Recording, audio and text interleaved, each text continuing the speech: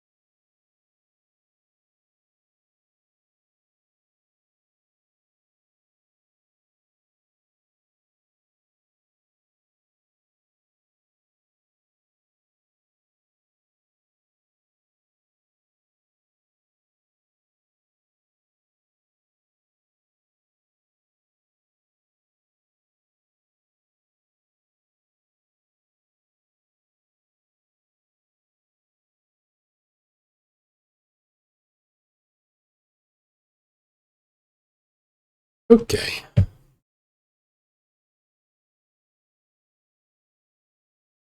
So, welcome to the first of the nunnery games. 9 hours, 9 persons, 9 doors. Like, I have no idea what I'm getting into, but I've heard these are pretty good and are basically like they're done by the Danganronpa people, are basically like the precursors to those in many ways, as far as I know. So let's get right into it.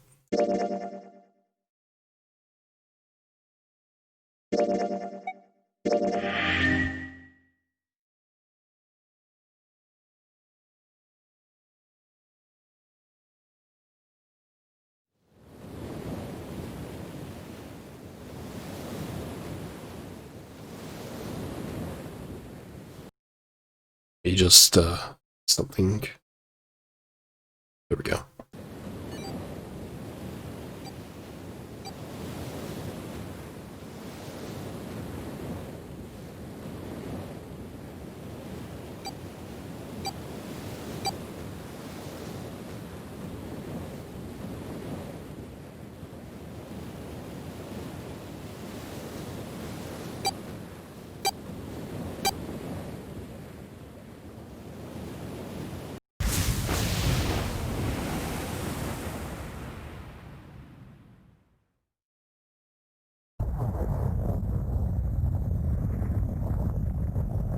Loud noise startled Junpei awake, and his eyes snapped open. What? What the? As they adjusted to the light, he realized that he didn't recognize his surroundings. With a crack, Junpei's head connected with something metal. He rolled over and threw out his hand to steady himself, but he found himself groping at empty air. What? Whoa! His balance lost, and his still fuzzy mind struggling to understand what was going on, Junpei tumbled to the cold gray floor. Ouch! God damn it! Ah! What the hell? A bed? I fell pretty far. That really hurt. Damn, my eyesight's kind of blurry. Must have hit my head. No, wait. That's not it. An earthquake! But it's shaking too fast for that. Anyway.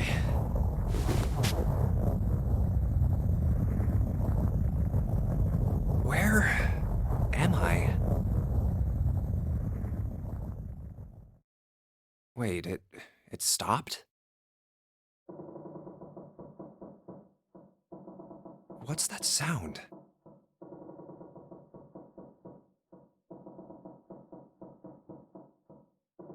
That's 5. What's this 5 mean?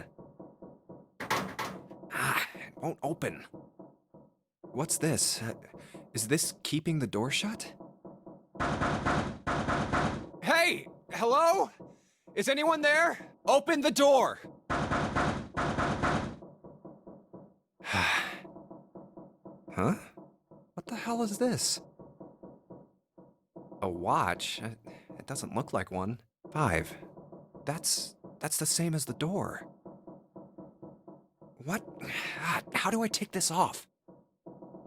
Maybe pushing something on this will work? Nothing. Damn. Guess I'll have to force it off. No good. This stupid thing won't come off. What the hell is the deal with this thing? Where am I? And why the hell am I here? Why? What the hell happened to me? My head. Huh. This is... Hold on. Am I on a ship? I can't see anything. If only it wasn't so dark outside. Huh? Uh-oh. What the... Oh, you gotta be kidding me. What the hell is going on here? Oh, rip What Junpei. the hell? God damn it! Hey! Anyone! Is anyone there? Come on, if you're there, say something! It's not stopping. Not good. Not good at all. Okay, I need to find a way out, and fast.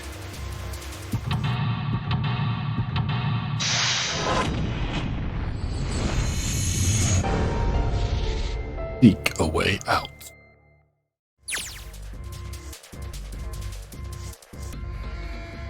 Glass cabin. Okay. Operations during an escape. During an escape, you are restricted to an area. Your goal, search around to uncover how to unlock the door. There are items and hints in the room that will help you escape. Click on a location you find suspicious to search the room. Use Q or E to move around the room. Oh, that's snappy. Okay. Okay, water just keeps pouring through the window. Thankfully, doesn't seem to be filling up that fast. It's like a waterfall. I don't think shoving something into the window is going to stop the water.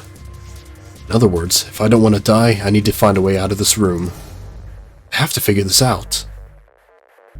Okay, it's kind of throwing me right into things. What's this? About items. Once you've obtained an item, you'll be able to go to the item screen.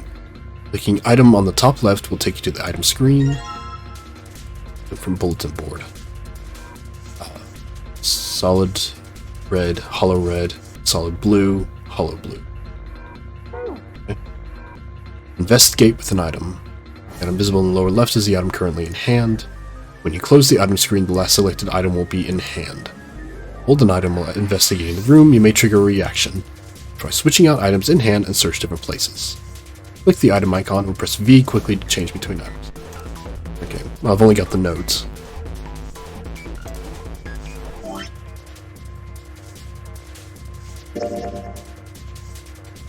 Yeah, it's just what I looked at. Okay.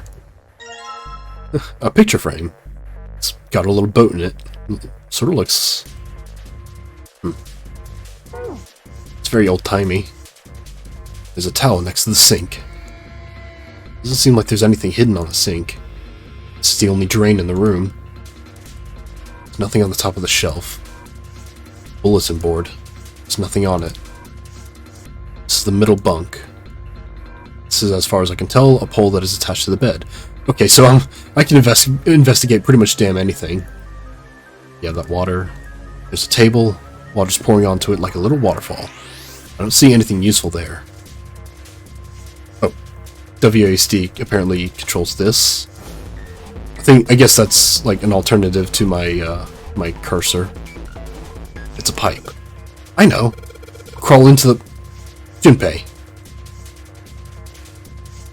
There's nobody here to make fun of my lame jokes. Okay. I can make fun of you, Junpei. It's okay. Man, this sucks. What do we got? This is the door to the stove. Well, it opens easily enough. Sure wish the door to get out of here was that easy to open. Hey, it's a screwdriver. Normal screwdriver. Doesn't seem to be anything special about it. Combining items. Select combine on the item screen to combine 2 items. If the 2 items can be combined, you will receive a new item. If they cannot, then nothing will happen. Try out different combinations of items you find in your search. Screwdriver, huh? Wonder why that's here.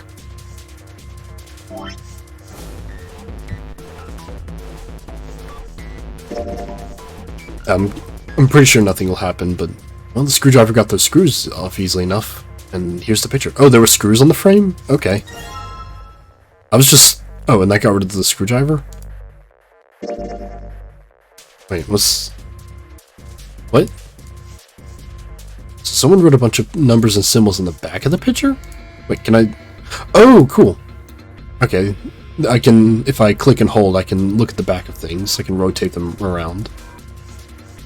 Okay, so... Oh, goody. I have 4 of apparently 10. Oh, that'll be neat. Easy save. Low calc file. Okay.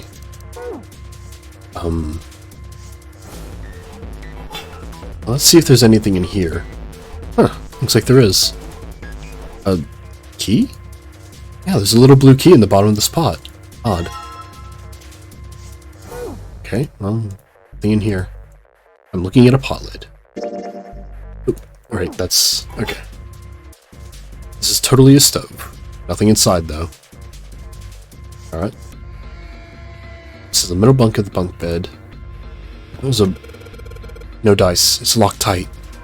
Let's see if there's anything in the keyhole. Oh, well, I did get that blue key. Alright, let's see what happens if I put this blue key in the keyhole. And nothing. Guess I'm gonna need some sort of code for the dial. During an escape, your investigation may trigger one of several minigames. All operations for the minigames are done by clicking the screen. Some minigames will require you to manipulate something, while others will only require you to apply the right object or click the right thing. Operation instructions. Clicking the dial will cause it to move to the next number. Enter 4 numbers this way and then click the key. If the numbers are correct, it will unlock. Well, I don't have 4 numbers. Damn it. Open, you stupid thing. I think it's gonna open if I whack it on the wall a couple times. Might make me feel better. Not gonna help, though. Alright, Junpei, don't freak out. Keep it cool and look around for some more clues. Yeah, so... got... nothing on the back there. I've got, two blue things. Let's call this bottom left and this top right. So solid bottom left, white or hollow top right. Which, if I look at this, means I have 6 and I have 3. So I have a 6 and a 3.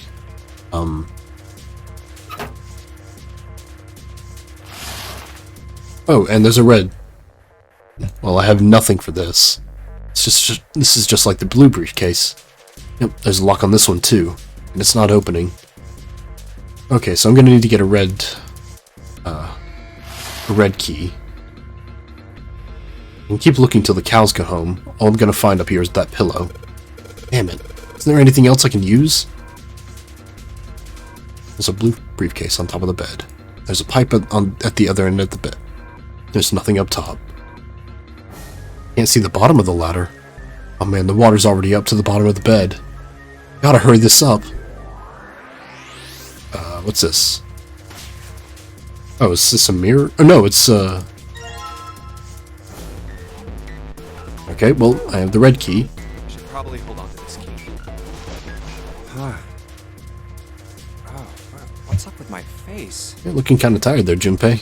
I look like a zombie. Yeah, he acknowledges it. Man, what the hell happened to me? How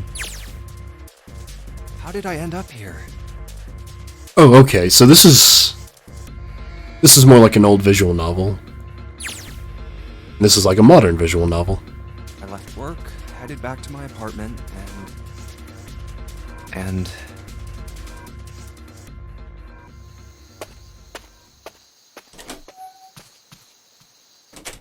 I'm back. Not like anyone will respond. Man, work was rough today. Huh? A breeze. Huh, that's weird. Did I leave that open? Everything looks okay. I must have forgotten to close it.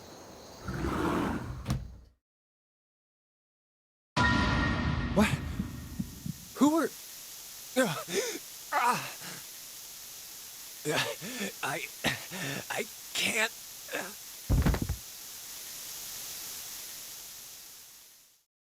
Consider this a privilege. You have been chosen. You are going to participate in the game. Could you lower the modulator, dude? The nunnery game. Nunnery It is a game. game where you will put your life on the line. That's right. That guy with the gas mask. It doesn't seem to be changing the graphics, just where the dialogue is placed. That son of a bitch must have taken me here. When I get my hands on him... Ground his teeth in frustration and strained to remember anything about his attacker's figure. Well, I guess there's no way to know if that was a man or not. The voice had been cold and mechanical, likely passed through a voice changer, and the body had been covered in a thick cloak. Just who was that? They said, you have been chosen. What the hell is going on? Why me? You are going to participate in the game. The nunnery game. It is a game where you will put your life on the line. The nunnery game. Huh. Yeah, I'd say it's been passed through a voice changer, given that I can't really understand them without the subtitles. What the hell is a nunnery game? God damn it! Nunnery. There's nothing left on the mirror. Okay, so it was a mirror. Okay, well... Sort of know why Junpei is here, but not really.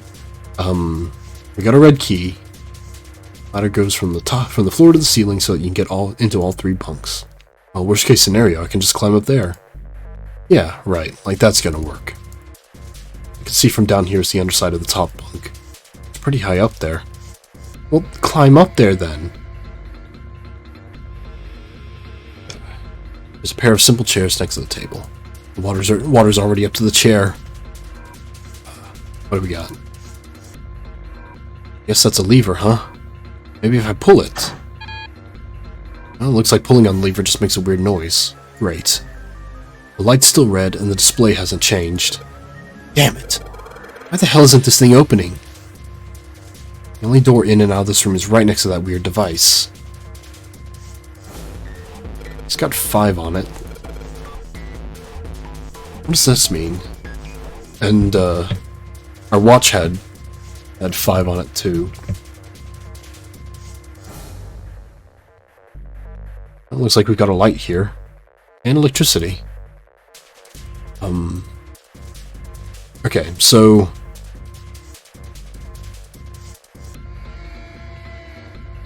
We're at the middle bunk, nothing useful. We have a briefcase on the... Is there anything out here? Can't bring myself to call this a bed. Feels like a board with a sheet on it. It's pretty flat. Oh, hey! Memo from the bed. Okay, cool, I got, the other half of the combinations. Okay, so... So full square, hollow, top left. Can I combine these? No. Okay, so looking at this, full square, I can just say.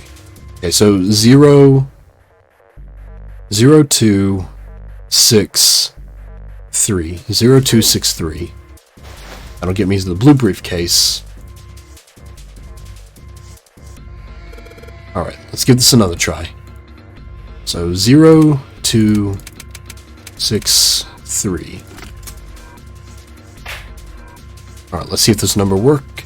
A turn of the key, and hey, looks like it's working. Yes! Alright, let's open it up. Yes, it opened. Looks like there's something in here. What is this? A file? File screen. If you find any documents or notes during an escape, the information contained in them will be available on the file screen. Press right to open the file screen. Alright, let's see what's in this file.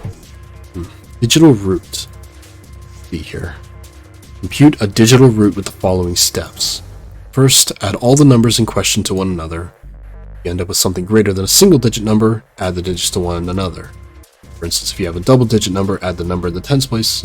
Yeah, I know this, I've done these before. Keep adding digits in this manner until you have a single digit answer. Final single digit is your digital root. The digital root of 678 would be, well, 15, 21, 3. Yeah. Therefore, the digital root of 678 is 3. The digital root of 1, 2, 3, 4 would be, it'd be 7, 9, 11, 2. Oh, well, it was 1. Alright, oh. Keep adding numbers till I get single. Oh, so I add them all together at once. Right.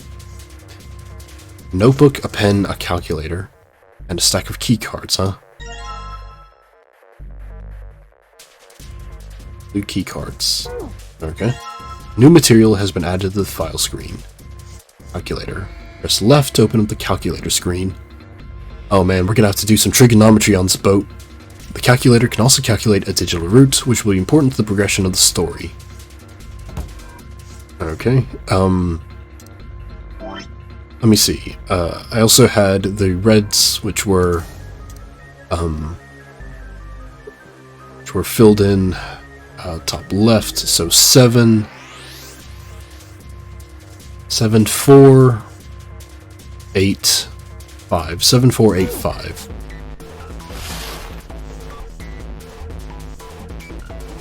So I'm probably gonna need a key for that. Well, you got a key. Oh, right. There we go. Alright, let's stick the red key in there. It's not opening. In fact, it's not doing anything at all. Well, alright, I take that back. I guess I can move the dial now. So it looks like I'm gonna have to put in the right numbers and then turn the key. I do that, this thing should open right up. Let's give it a shot. Shit, I already forgot the number. It was 7, 4, 8, 5. 7, 4, 8, 5. Sure, I got that right. 7, 4, 8, 5. Okay. 7, 4, 8, 5. Boom. Yes! I unlocked it. It's opening. Red key cards. Hooray. There's nothing left in the briefcase. Okay, well. Doesn't look like there's anything else in the briefcase. Okay, so there wasn't like a hidden compartment. Okay, so got some blue key cards. I got some red key cards. No.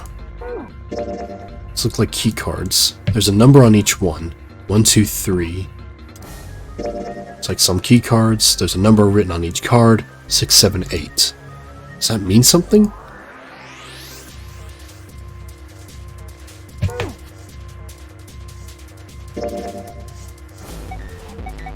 Alright, this is just my tutorials. Flowchart. Oh, that flow thing. Okay. Choices you make in the flowchart will affect your story progression.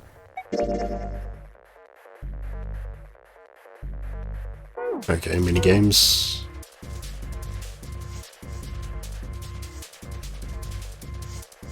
These cards with numbers on them. Pretty sure this is where I'm supposed to use them. Alright, let's slide these cards and see if they work. And... huh? It's not working. Why? Damn it! No, that's right. I still have cards I haven't used. Damn it. Not again. Aren't any more cards in here? Only got one other hint. Of course, the files. That file said something about a digital root. Digital root. Digital root, huh? What am I supposed to do with... There's a 5 on the door. Do I have to get a digital root of 5? Not really sure about this.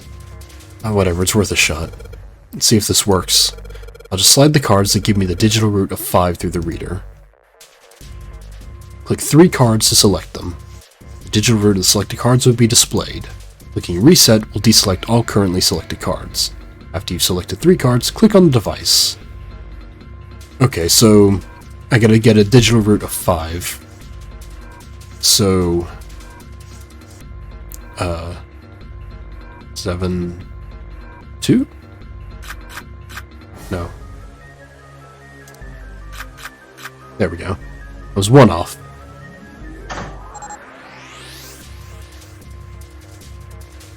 Hey, Brema. Alright, I think this is gonna work. There we go. That's a new noise. Huh. Did it just unlock? Well, that light was red, and now it's blue. No doubt about it. There's nothing keeping me in here now. Time to go.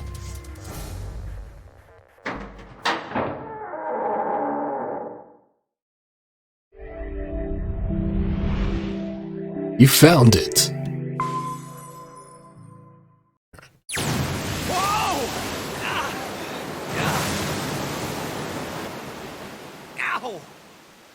Ow! My head. Wait, is it over? Whew.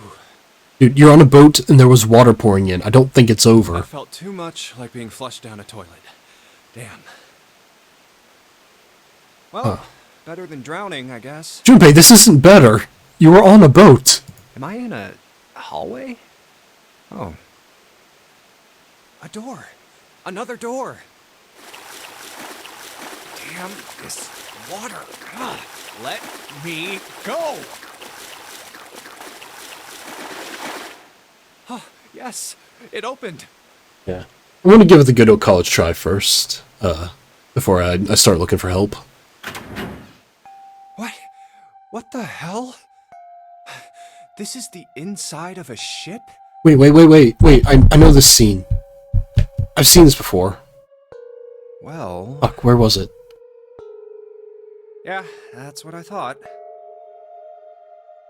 This is totally, Wait, what the hell? Junpei! A wave? Did you forget? Oh, shit!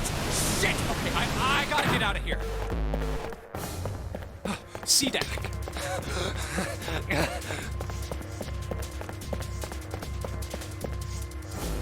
B deck. Hurry! Hurry! A deck's next. What? Oh my.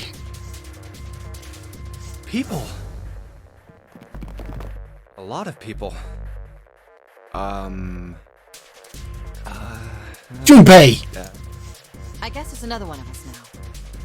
A dancer? Fuck, of course you would go there. No, I'm not. You better get moving. Oh, well, okay then. Silver hair? Huh? One of us, huh? What? Nothing. Going up won't do you any good. There are 2 doors, but neither of them will open. Wait, hold on. The doors won't open? Come on! Aren't you coming? You gotta hurry! That's 9 of us then. All of the cards are in hand. Prince. Wait! They're gone. Just what is going on? There's an old man like a lion, a girl with pink hair, and a prince, and I have no idea what they're talking about. Huh? Ah!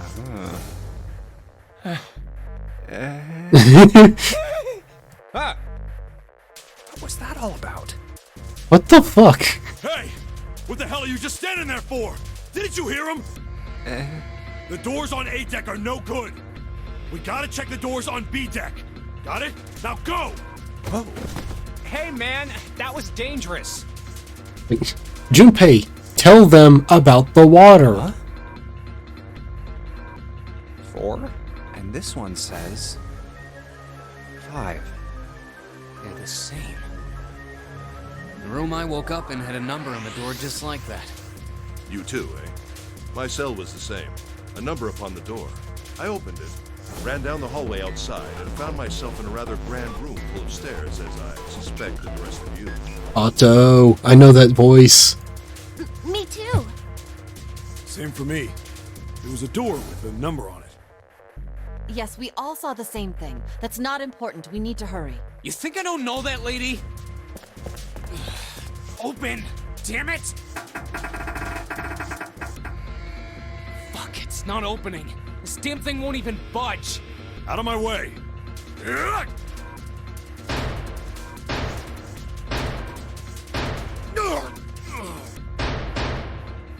body slam from a guy that big didn't even budge it. There must be some other way. This looks just like the device next to the door in that room earlier. Okay, I had a feeling. So I remember earlier when I switched to novel screen, like at the when I was looking at the mirror, there was more descriptive text, but apparently in ADV mode, it's just the spoken dialogue. So that means this door is probably locked too. I might just stay in novel mode just to see all the text. But still... He had to check. Junpei grabbed a handle and threw all his weight onto it. It was locked as tight as the door next to it, as he'd suspected. Damn it! Junpei punched the door. It did not respond.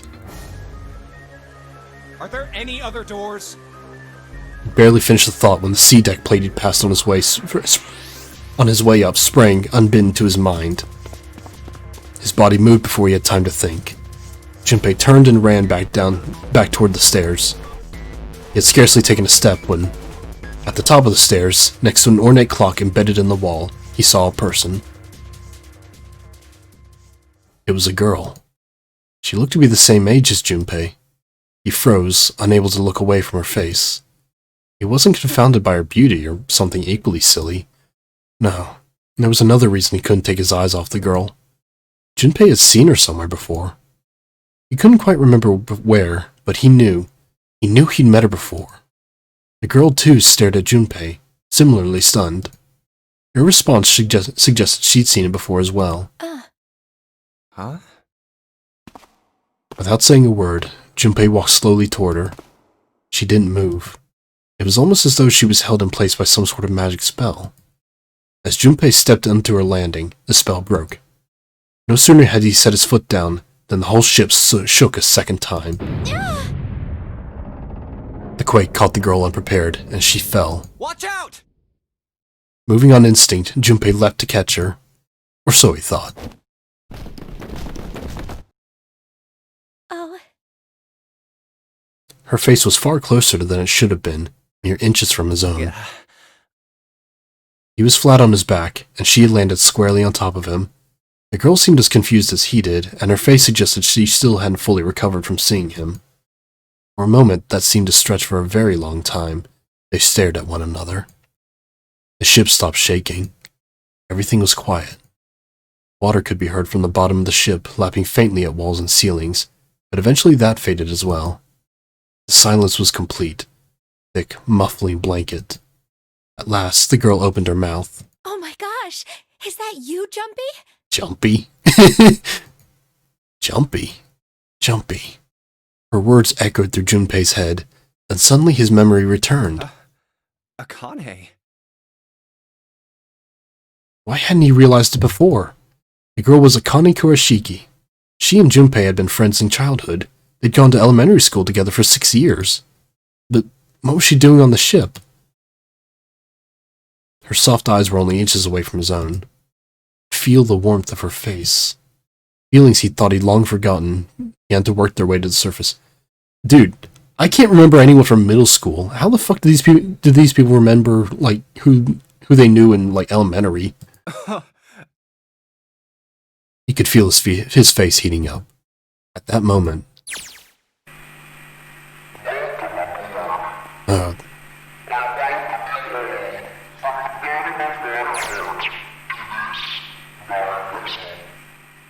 What? What's that voice? They hurriedly untangled themselves from one another and struggled to their feet. Their 7 companions had heard the voice as well, and many of their faces had gone pale. They looked around frantically, desperate to locate the source of the voice. At last they found it, a speaker set into the ceiling.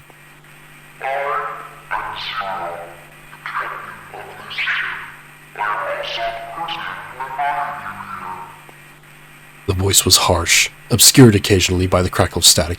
It's also really just hard to understand in general. This is... Junpei recognized it. Could he have forgotten it? that guy in the gas mask! Hey, asshole! What the hell is this? Come on out here. I want to get a look at you. What do you mean to do to us? I want to play a game.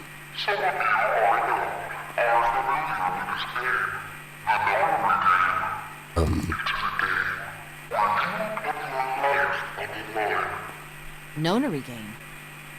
What the hell's that?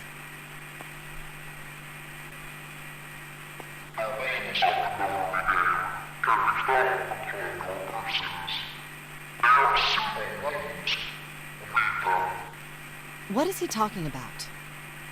Okay, her outfit is weird, but holy shit, I love her hair. That is amazing. Hey, there's something in my pocket. Check this out. Silver reached into his pocket and pulled out a small slip of paper. The rest of them reached into their own pockets and pulled out similar slips of paper. Does she have pockets? Junpei followed suit and dug into the pocket of his pants. He felt the telltale crumble of paper, slightly damp from his earlier ordeal. Hey, I got one too. Then it would seem Zero has seen fit to grace us each with a letter. Would you mind terribly reading it to us, young man?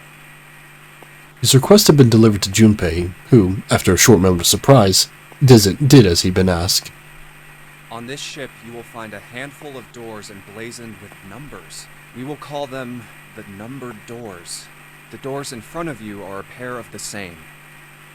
The key to opening these numbered doors are the numbered bracelets that each of you possess. Should you total the numbers on your numbered bracelets, and find that the digital root of that number is equal to the number of that door, the door will open. Only those who have opened the door may pass through. There are, however, limits. Only 3 to 5 people can pass through one numbered door. All those who enter must leave, and all who enter must contribute. So this thing on my arm is a bracelet. He glanced around. It looked like everyone else had one as well, and had come to much the same conclusion. The purpose of the game is simple. Leave this ship alive. It is hidden, but an exit can be found. Seek a way out. Seek a door that carries a 9. There's one last thing I must tell you. As far as I'm surprised, this ship has begun to sink on April 14, 1912. The famous ocean liner Titanic crashed into Earth's moon. Right, that's how I knew that thing. And that's what's in the picture, it's the fucking Titanic.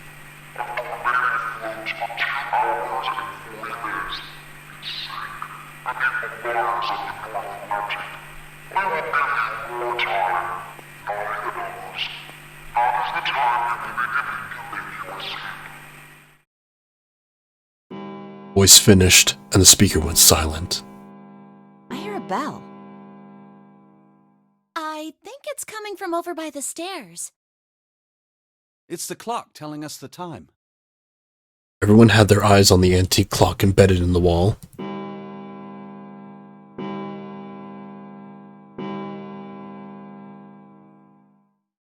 The sound of the 9th bell faded away. The 10th never came. It rang 9 times, so 9 o'clock then? I think it's 9 p.m. I couldn't see anything when I tried looking out the window earlier. It has to be nighttime. Well, you were also probably underwater. If that is the case, then we would need to escape by 6 a.m. tomorrow. I mean, Junpei was probably on the lower decks. Like, where, everything was submerged. Now it is time. Let our game begin.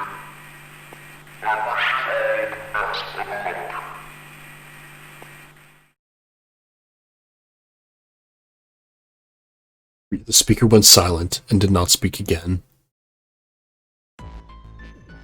Hey! You bastard! What do you mean by that? Come out here, you asshole! Mr. Pottymouth. That guy won't stop shouting. And the others.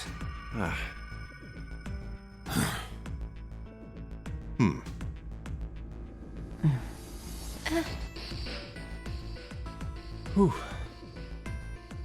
Junpei too was consumed by his thoughts.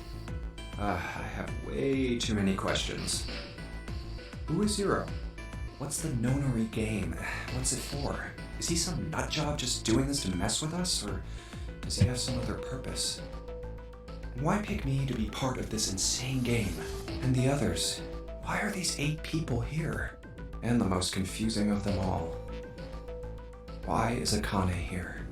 I haven't seen her since elementary school. Why her? Why now? Coincidence? No. There's no way. I don't know what exactly, but there has to be. Very well. The lion's voice seemed oddly loud in the silence. Standing around here won't do us any good. Best we get moving, don't you think? Get moving? Are you planning to open the numbered doors? Hey, wait! But don't tell me you're actually gonna do what this Zero says. No, that's not what I mean. The lion shook his head, mildly annoyed. I'm saying let's find another way. After all, we haven't really examined this place yet. What? Where have we not looked? Everyone searched A-Deck already, right? Yeah, we were kind of in a rush though, so we probably missed some things. I wonder why Junpei was the only one to be on C-Deck. Like, everyone else came from upstairs. Why don't we check out the lower floors first? We should see how deep this place goes. I can work with that. Then let's go. Junpei, I think you'll have a problem with the lower floors first.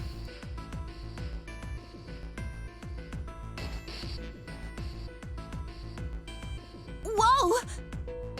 What the hell? It's completely submerged. Yeah. Damn.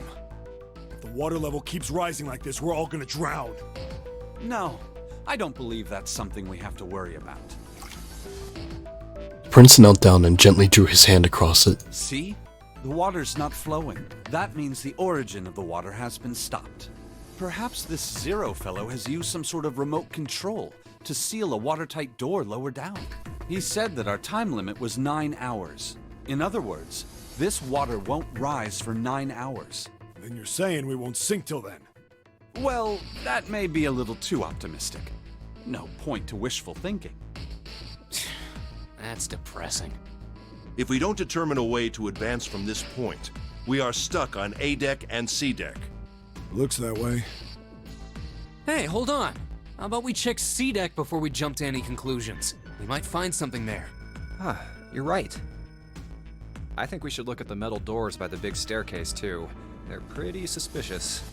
No numbers on either door, and I don't see an authentication device either. Nope, it's locked. This one too. Damn, none of the doors are opening. Hey guys, over here. There's another door behind the stairs. This one doesn't open either. We'll see about that. Hey, old man, give me a hand. Using force, I see. Let's give it a try.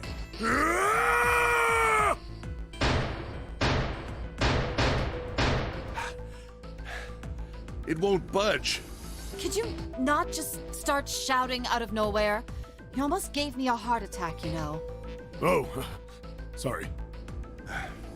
It doesn't appear to have moved even with 2 of us trying. It's Yeah. very well made. Lion's voice actor, I know, is... Richard Epcar? Yeah, I think that's what it is, but, yeah, he was Gaius in A Realm Reborn. His most famous role probably is Bato in Ghost in the Shell. Idiots. Try using your brain first. Huh? Like, he's one of those voice actors I can just always recognize. Like, he's got a very distinct voice. Take a closer look. A keyhole. Right. It's obvious what we need to open this door. A key, huh? You got a problem? No, I just really doubt we'll find a key that easily. Ignoring the tense air between the two, Junpei moved closer to examine the doorknob. What's this? Just above it was a strange mark in the shape of a circle surrounding a dot. There's a mark on it. Does it mean something? I mean, it looks like a handle. Hey, look! Over here, too! Or like a knob. Hmm? Where a knob would be, anyways. Oh. Are those elevators? Pinkhead was looking at double doors that they hadn't examined yet. More doors. I think they're elevators. There's an inverted triangle button by them. May as well try pressing it. An inverted triangle? Just say triangle. Huh. Or just say the down arrow. Nothing. Maybe the power isn't on. Or we need to do something with this card reader. And there's a strange mark here, too. What is this? It looks like a lowercase h with a dash drawn across the upper stem of the H. And a little squiggly at the bottom of the H. Junpei stared at it for a while. This is the symbol of Saturn. It's an astrological symbol. Then the mark on the other door. Of course, Flower Child will know that. I think that was the sun symbol. We saw the same symbols on A deck. We did? I don't remember that. A deck, huh? I haven't been there, so I wouldn't know. We may as well check again since we're talking about it. Okay, so we got like well, actually we got Roman symbols. Two doors next to the stairs. The one on the left had a keyhole with a similar symbol engraved on it. She's right. It looks similar to what we saw I downstairs. think I know that symbol. Is that Earth? This is an Earth symbol. Yeah. The horizontal line symbolizes the equator, and the vertical one represents the prime meridian. I see. Oh man, this is one that's gonna test my knowledge in several ways. Junpei looked up at the ceiling. The ceiling. Metal plates. Huh. It's as if it's covering something up. Perhaps it was a dome of some kind. I wish we could get out through there. Be realistic. We'd need a lot of explosives to open that up. Also need a way to Those two. climb up there. Huh. They're all covered. There were several windows along both sides of the ship, or at least there had been. They too were covered with metal plates. In other words, we're trapped. All the exits go nowhere. Junpei was not happy. The girl with pink hair spoke up. Well, I'm sure they go somewhere. We just can't open them. I know her voice too. I can't remember her voice actor. Then the mountain spoke. You don't know that. For all we know, they just open into walls or take us in circles. The prince did not agree. No, I'm sure they go somewhere. Otherwise, what point would there be? And we can open them. Well, 2 of them at least. Oh, you mean the numbered doors. All eyes turned toward the doors with numbers on them. The atmosphere in the room grew tense. Hey, wait a minute. I think I said this earlier, but I don't think we should do that. The dancer moved in front of the doors, as if to block them. We'd have to be crazy to open these doors. If we do that, we're doing exactly what Zero wants us to do. Suddenly, everyone began to speak at once. May as well give it a shot. Can't stay here forever. Yes, I'm in favor as well. No, I'm totally against this. But shouldn't we at least try? We don't know what'll happen. We should stay here. We don't have time for that. In 8.5 hours, this ship is going to sink. Clamor of voices made it next to impossible to determine who was saying what. And thankfully, there were nice pictures that illustrated it for us. Their arguments grew more and more intense, until people were shouting and screaming at one another. Hey, shut up! They fell silent, and all eyes turned toward Junpei. He felt each stare burning into him, but he refused to flinch. Before we try and decide where we're going to go, there's something else we ought to do. What's that? We need to exchange information. We don't know anything about each other. I want to know who you guys are. Who you are, where you came from, why you ended up here. Don't tell me you aren't curious too. They were silent. Some of them looked the other way, or bit their lip, crossed their arms and stared at the ceiling. But one of them spoke up. It was Akane. I agree. I think Jumpy is right. Jumpy. Jumpy? Oh, I'm sorry. I'm talking about him. I just call him Jumpy. His name is Junpei. She pointed towards Junpei. We're childhood friends. We went to the same elementary school. Wait, stop! Don't tell us stuff we didn't ask you about. Zero's probably watching us right now. What are you gonna do if he's listening in? Oh, would that be bad? Hell yeah, it would! We don't know how much that bastard knows about us. Maybe he just picked a bunch of random people to kidnap. If that is the case, then it'd be dangerous for us to let him know too much. If Zero knows who we are, he could go after our families. Maybe he'd tell us he had them to get us to do stuff, you know? But we still need to know what our names are. It's going to be hard to talk to each other if we don't have names. Alright, then why don't we have code names? To him, apparently, it seemed like the obvious solution. Code names? Yeah, we'll each pick something. Like, I'll be 7. 7? Why are you 7? Seemed a fair question. The mountain stuck out his left arm. Because this bracelet number says 7. Oh, I get it. Yeah, that's a good idea. I prefer mountain. He smirked. Alright, I'm gonna be Santa. Any of you chumps know Japanese? No? Well, sun means 3. So, I'll be Santa. You know, like Santa Claus. Fits, don't you think? God, you fucking nerd. Well, actually, I did know that. Then your bracelet number. Yeah, it's got a 3 on it. Good job, Grandpa. It's not that old. I mean, yeah, he is graying, but it's not super old. Just like the mountain had done, Silver thrust out his left hand. Sure enough, the face of his bracelet read 3. Very well then. I'll go next, shall I? My bracelet number is 1. Given that, I think Ace seems appropriate. I'll be Lotus then. As I'm sure you all know, it has 8 petals. Yeah, totally. I totally knew that. Which means, of course, that my bracelet number is 8. I would appreciate it if you would call me Snake.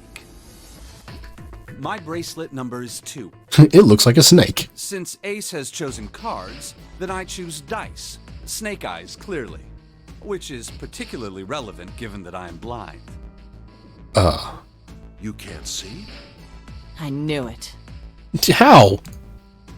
He'd kept his eyes closed during the entire ordeal, which had suggested something strange, but to hear it said so casually, it was something of a surprise. Everyone seemed a little nervous at the prince's proclamation, but no one seemed to know how to react to it. Me next! There was one person, however, who didn't seem surprised in the least. The girl with pink hair. I want to be Clover. You know, like a 4-leaf clover. Good luck, right? Or 7 is just like, damn it, why didn't I think of something clever? I just went with the fucking number. Looking almost bored, she held out her left hand. The face of her bracelet showed the number 4. It'd come around to Junpei. He held out his bracelet. Alright, my number's 5. So my code name is gonna be... Why have one? It's not like there's any point to it now. Wait, what? Oh, right, because Akane already spilled the beans on both their names.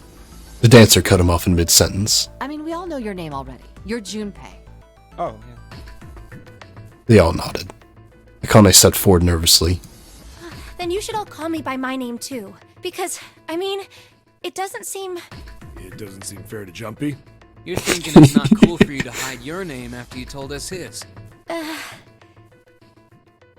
Akane fidgeted awkwardly. Junpei decided he had to do something. What's your bracelet number? It's 6. I like that sleeve. It's nice. She hesitated for a moment, then held out her left hand. As she'd claimed, the bracelet's face showed a 6. Junpei looked at it for a moment and thought, Alright then, why don't we call you June? June? Yeah, you know, it's the 6th month of the year. So you're June. Jumpy? Akane kneaded her hands and looked up at Junpei, uncertain. He smiled back at her, reassuringly. Are you good with that? Yeah. She thought about it for a few more minutes, then seemed to come to a decision and gave Junpei a small nod. Okay then. Their names decided, Junpei ran over them quickly in his head. So this is how everyone breaks down. 1 is Ace. 2 is Snake. 3 is Santa. 4 is Clover. 5 is me. 6 is June. 7 is 7. And 8 is Lotus. Well, what about 9? That means 8 of us have revealed our bracelet numbers. The only one left is... That glasses guy with hair like a bird's nest. You haven't said a thing so far, have you? He looks like he's wearing like a sweatshirt underneath a vest and a tie. His skin was pale, his breathing was heavy, and he was soaked with nervous sweat. His behavior seemed very suspicious, or perhaps simply emotionally unstable. It was difficult to tell. Whatever the case, it seemed clear that he only had a fingertip's worth of a grip on his sanity. The girl with pink hair, Clover, walked up to him slowly. She put her hands on her hips and eyed him suspiciously. What number are you? He didn't answer. His bloodshot eyes twitched from person to person, and his breath came in hot pants. Hey, I'm talking to you. Ain't chill, he's probably not having a panic attack. The man licked his dry lips with a shaking tongue, and spoke with a voice like old paper. Isn't it obvious? There are 9 people here. It's not really old paper, but sure. And you know who numbers 1 through 8 are. I'm the only one left. So you're 9? Yeah. He extended a trembling arm. The bracelet did indeed say 9.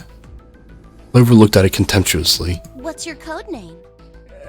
Code name? What do you want us to call you? We all made up names. You should too.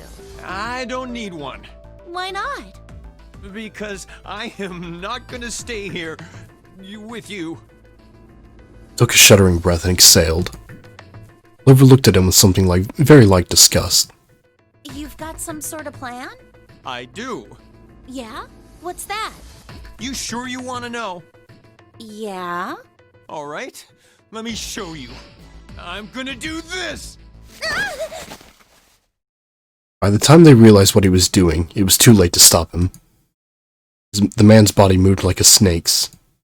In the blink of an eye, he had slid around behind her and wrapped his arm around her waist. Hey! What the hell do you think you're doing?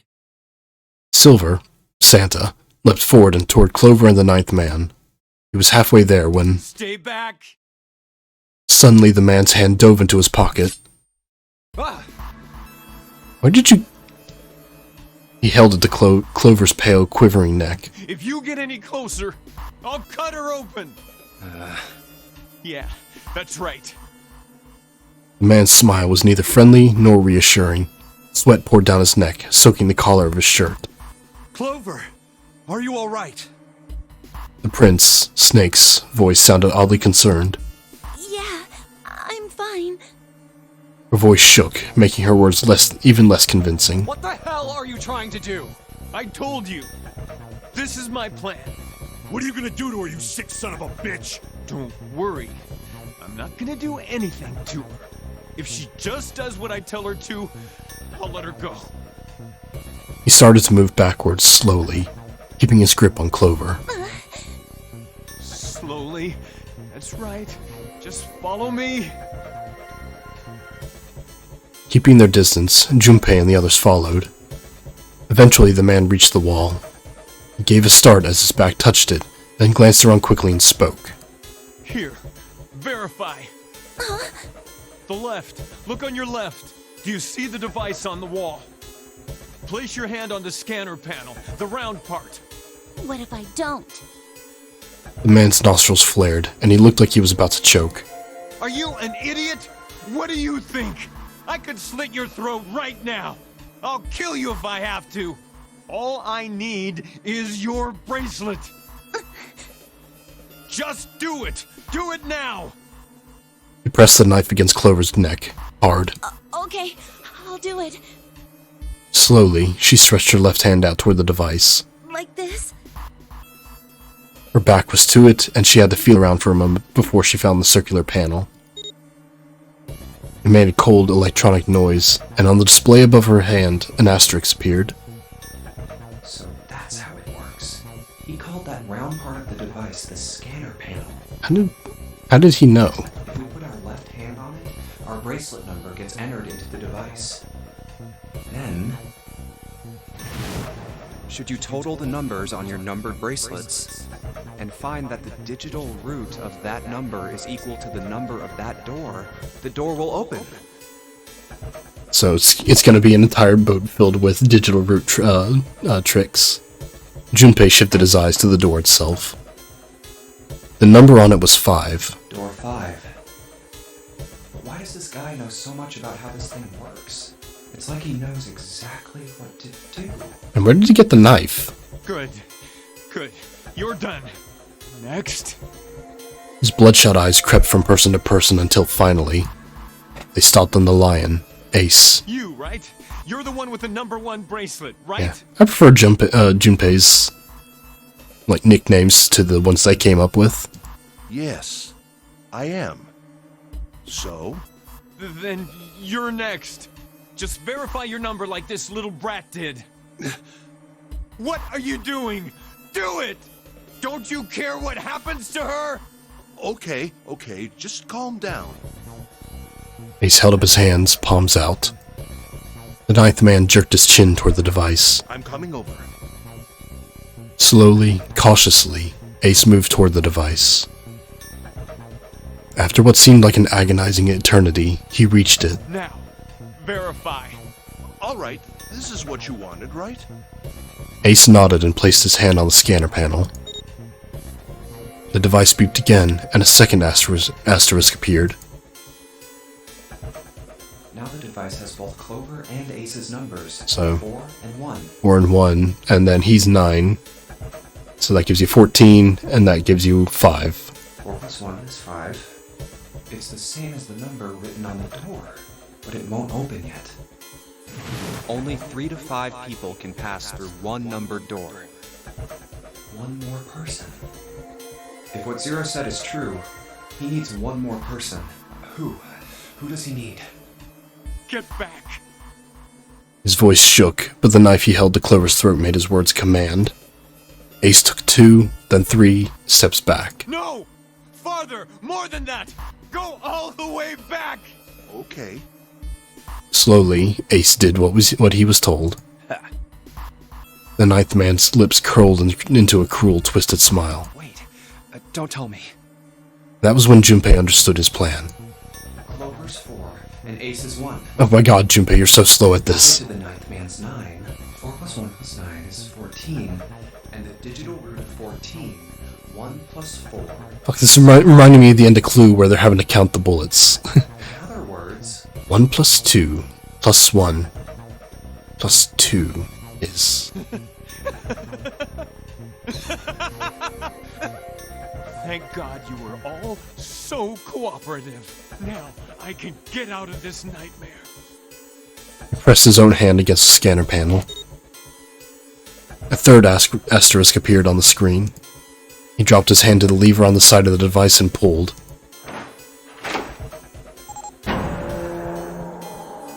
Okay, so it worked exactly like the one that was in the first room. The door opened with a heavy metallic groan. Good! I don't need you anymore! He let go of Clover. Wait! Junpei leapt toward the 9th man, but he wasn't fast enough. Here! She's all yours! The man shoved Clover, and he hopped through the door. Okay. Have a good one, guys. I'm going off ahead now. Well then, goodbye! He raised his hand and waved, a twisted smirk on his face. Then he was gone. The door ground shut with a dull clang of metal on metal. Clover, are you all right? Snake ran to Clover's side as she lay on the floor. Yeah, I'm fine. She climbed unsteadily to her feet, and once there, leaned heavily on Snake's shoulder for support. Damn it! Junpei ran to the door. That bastard! The others followed him. Several pairs of hands grabbed hold of the handles and pulled. Open, damn it! They grunted and strained, but Shit! It won't budge. that was when Lotus, the dancer, spoke. Her voice was quiet. Do you hear something? Like, what? Like some sort of beeping. Junpei pressed his ear against the cold metal of the door. The others did the same. You're right. I can hear it too. What is it? Then they heard something else. It was the ninth man. Why isn't it stopping? God damn it! You lied! Lied? This wasn't supposed to happen! This is wrong! This is wrong! His voice shook with fear. Safe on the outside, they stepped back from the door and looked at one another. What is happening in there? Open the door, please! I'm begging you! Help me! Please get me out of here! Get me out of here! Ah, God damn it! Junpei grabbed hold of the device. He slammed his hand on the scanner panel. Nothing happened. Why? Why won't it work? Engaged? Is it because it's occupied? Oh my god, there's no time left! Listen, I was lied to! He lied to me! He put me in here!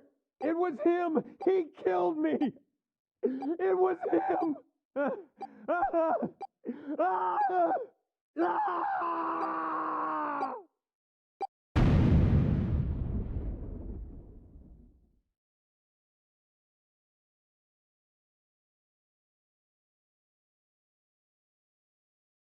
The explosion rocked the room.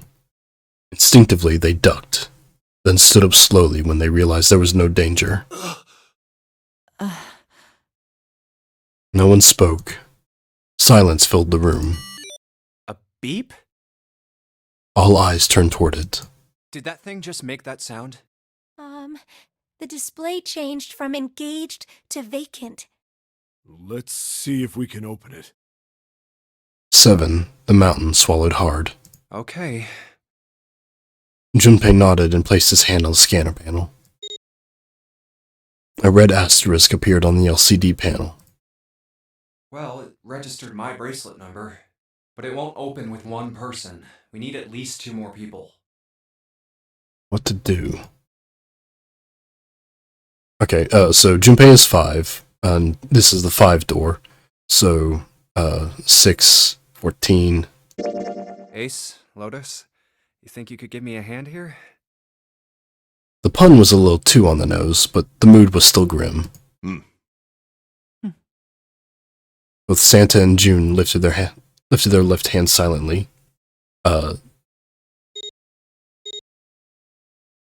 Santa and June? What? He verified and she followed suit. I think the translation was a bit off there. 5 plus 1 plus 8 equals 14. Yeah. The digital root of 14, 1 plus 4 equals 5. This should do it. I know math. Now we just need to pull the lever on the side. You guys ready? I'm gonna open it. Junpei grabbed the lever and looked back over his shoulder. They stiffened and nodded. Junpei nodded back and set his mouth in a grim line. Then he slowly lowered the lever.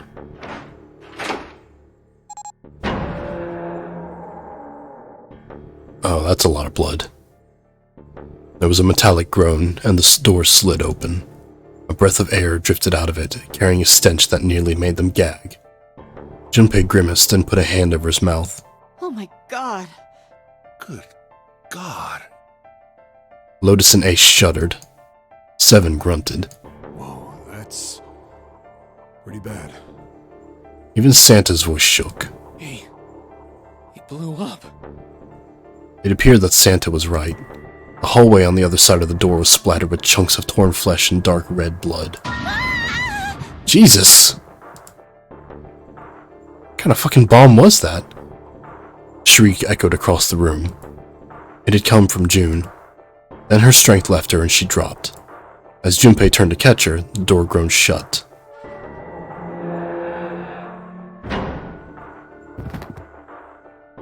She crumpled to the floor. June, are you okay? Junpei dropped to his knees and put his arm around her shoulder. That was when he noticed. Her whole body was feverish. She was radiating intense heat. What the hell?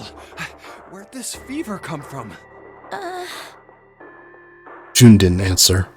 Her face looked like wax, and her whole body began to shake. Alright, okay, let's just rest for a minute, okay? You think you can walk? She nodded weakly. Junpei lifted June to her feet and guided her to a nearby chair. Here we go. As gently as he could, he set her down in it. How are you feeling? Are you alright? She nodded, and as she did, a single huge tear rolled down the side of her face. Why? Why did this happen?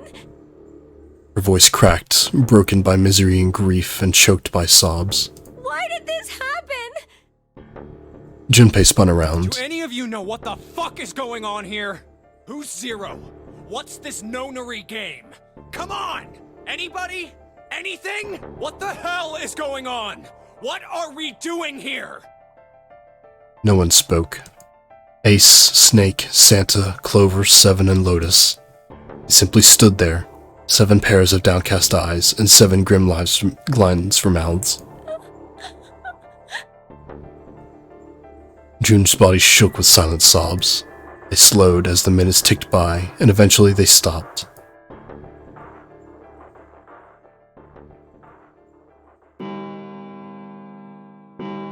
Then suddenly, in the cold, heavy silence that enveloped them like a thick fog, a bell began to ring. The clock in the central hall. 7, 8, 9, 10 times. Then, on the 10th ring, it stopped. The sound of the bell faded away into silence. It's 10 o'clock then. Ace said what each one of them had been thinking. That means it's been an hour since Zero's little announcement. Seven's deep voice echoed across the room. Fuck! I've had enough of this crap! Santa leapt to his feet, his fists clenched. How long are we gonna pussyfoot around like this? We've only got 8 hours until this time limit Zero is going on about is up! Let's get going already! Go! Go! Santa's outburst fell on deaf ears. No one seemed to agree with him. They stared back at him, their eyes blank and their faces tired. Finally, Lotus spoke. No, I refuse. I'm not gonna end up like him. Him? You mean the 9th man? Of course, who else? In his mind's eye, Junpei saw the corpse again. Blood and pieces of flesh. The dark, reddish-black pool of blood. The scattered pieces of flesh. Organs strewn across the floor like the blossoming of a grotesque flower. Junpei, dude, be less poetic, please. The explosion that had torn through his body had been powerful. That's no way for a person to die. The 9th man's neck had been twisted at an odd angle. Junpei suspected the detonation had thrown him against the wall. Half of his face was crushed, and the other half was covered in blood. Most of his abdomen had been emptied, either by the explosion or by gravity. He had landed on his back, and stark white ribs jutted up out of his chest, like the legs of some sort of macabre crab. Junpei, Jesus, dude. Junpei felt something flip in his stomach. I think he just screwed up. Eyebrows went up, and Santa continued. He probably set off some sort of trap, and that killed him. I'm not gonna screw up like that. I'm getting out of here alive.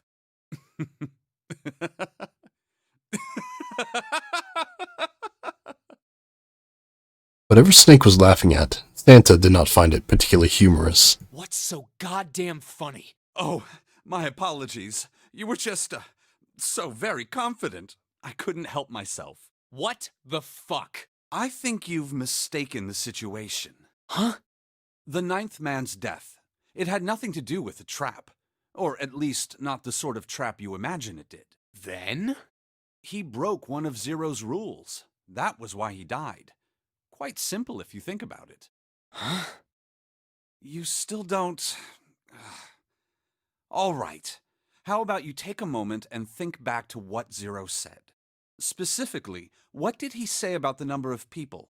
Yeah, He 3 to said only 5. 3 to 5 people can pass through one numbered door, right? Yeah. And after that?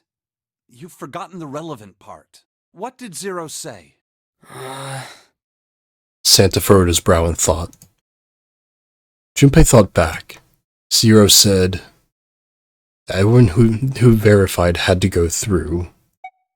All those who enter must leave, and all who enter must contribute, right? I think it was something like that. Whatever it was, it means that groups of less than 3 or more than 5 can't go through.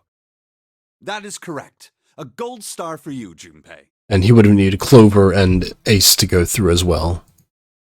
Snake inclined his head towards Junpei. The 9th man, however, broke that rule. He tried to pass through a numbered door by himself. That was why he was executed. And Zero's watching us from somewhere, making sure we don't break any rules. Oh, I'm not so sure of that. Why not? Because this execution system is entirely automatic. You didn't notice? There's no need for him to monitor us. What do you mean? Snake looked at Seven with what could only be described as pity and sighed. How can he do that? He's blind. Very well. I see it must be me who tells you. The Snake would have looked at Seven with what could only be described as pity, if he could see. I've waited long enough, I suppose. It's like Snake's actually just kind of staring at the wall. I had hoped Zero might spare me the trouble, but... that seems increasingly unlikely. He couldn't see them, of course, but perhaps Snake sensed the confused eyes upon him. When Ace spoke, he gave words to everyone else's thoughts. Do you know something? Well, I know a great many things, but yes. Oh wow, such an asshole. What is it you know? Here. Snake removed a card from the pocket of his jacket. A card? What does it say? See for yourself. With a flourish, he presented it to Ace, who took a close look at it and spoke. Come on now, what's the point of giving me this? Give me that. Santa snatched the card from Ace, but his expression of disgust quickly turned to one of confusion. Huh?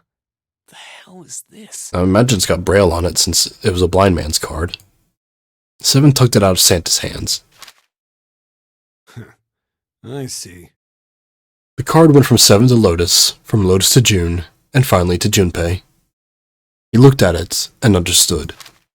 This is Braille. Yeah. Braille, the written language of the blind. The card was covered with small embossed bumps. Junpei could recognize it, but he certainly couldn't read it. Sorry, guys, I can't read this. Here, have it back. Junpei handed the card back to Snake, who nodded at him with a small smirk. Okay, that was fun. What's so important about that card? I found it in my pocket. I can only assume it is a message from Zero. From Zero? A message? What does it say? Suddenly everyone was crowding around Snake, desperate to hear what the message said. Santa especially looked as if he were about to grab hold of Snake and shake the answers from him. Snake raised his hand. Calm down now. No need to panic. You don't need to force me. I'll read it. Junpei swallowed hard and waited for him to start. He was not the only one. Presently, Snake began to read, his voice calm. His fingers glided over the tiny bumps as he spoke. Bracelet number 2. Since you are not blessed with sight, I shall bless you, and only you, with information. I shall tell you of the function of the red, of the dead, and of the bracelet. The red is the recognition device. It will verify your number. Beside every numbered door, you will find a red. The dead is the deactivation device. It does exactly what it says. Once you have passed through the numbered door, you must use the dead to stop the detonator in your bracelet. But perhaps you are wondering, what does this detonator detonate? I'm afraid this might be something of a surprise. It sounds like they passed Microsoft Sam through a fucking voice modulator. I have placed a small bomb inside of you and people who you are about to meet. You swallowed it while you were unconscious. I have no doubt by the time you read this note, the bomb will have passed your stomach and found its way to your small intestine.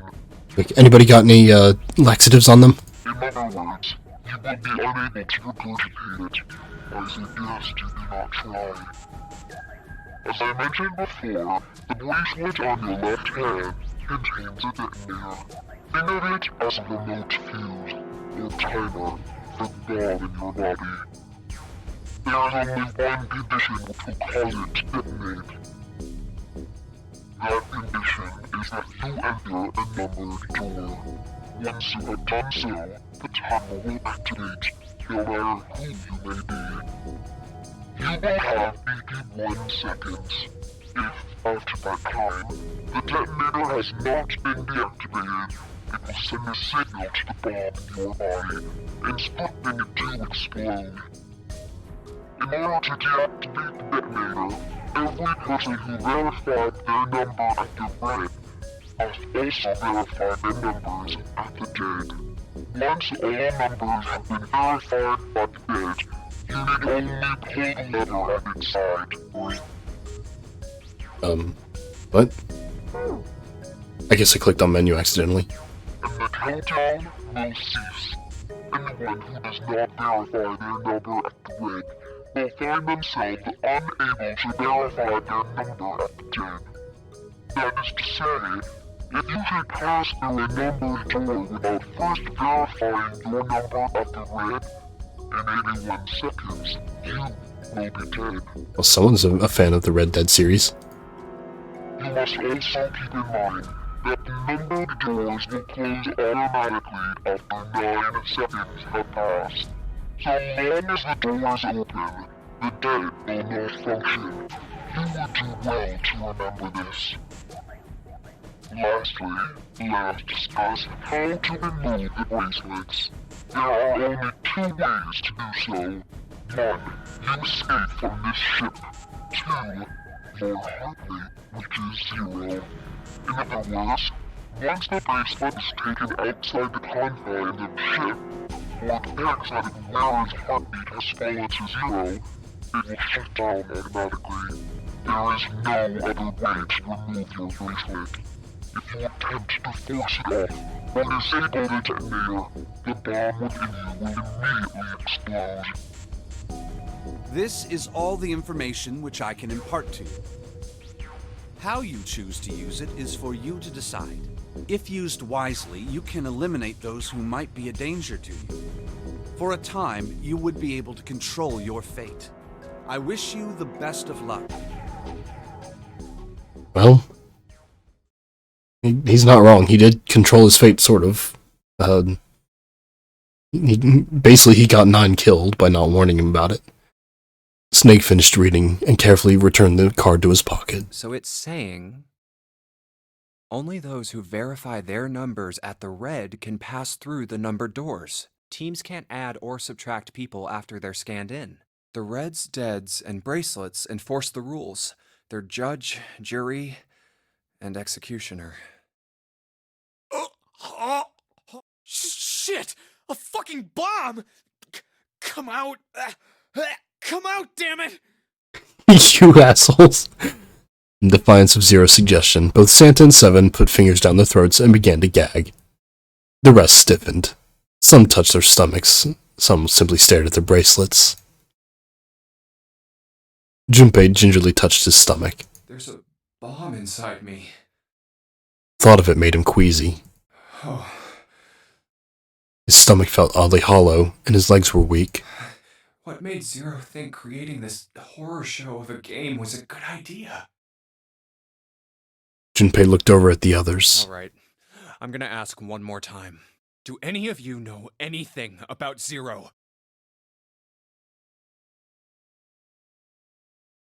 They were all silent, each person waiting to hear what the others would say.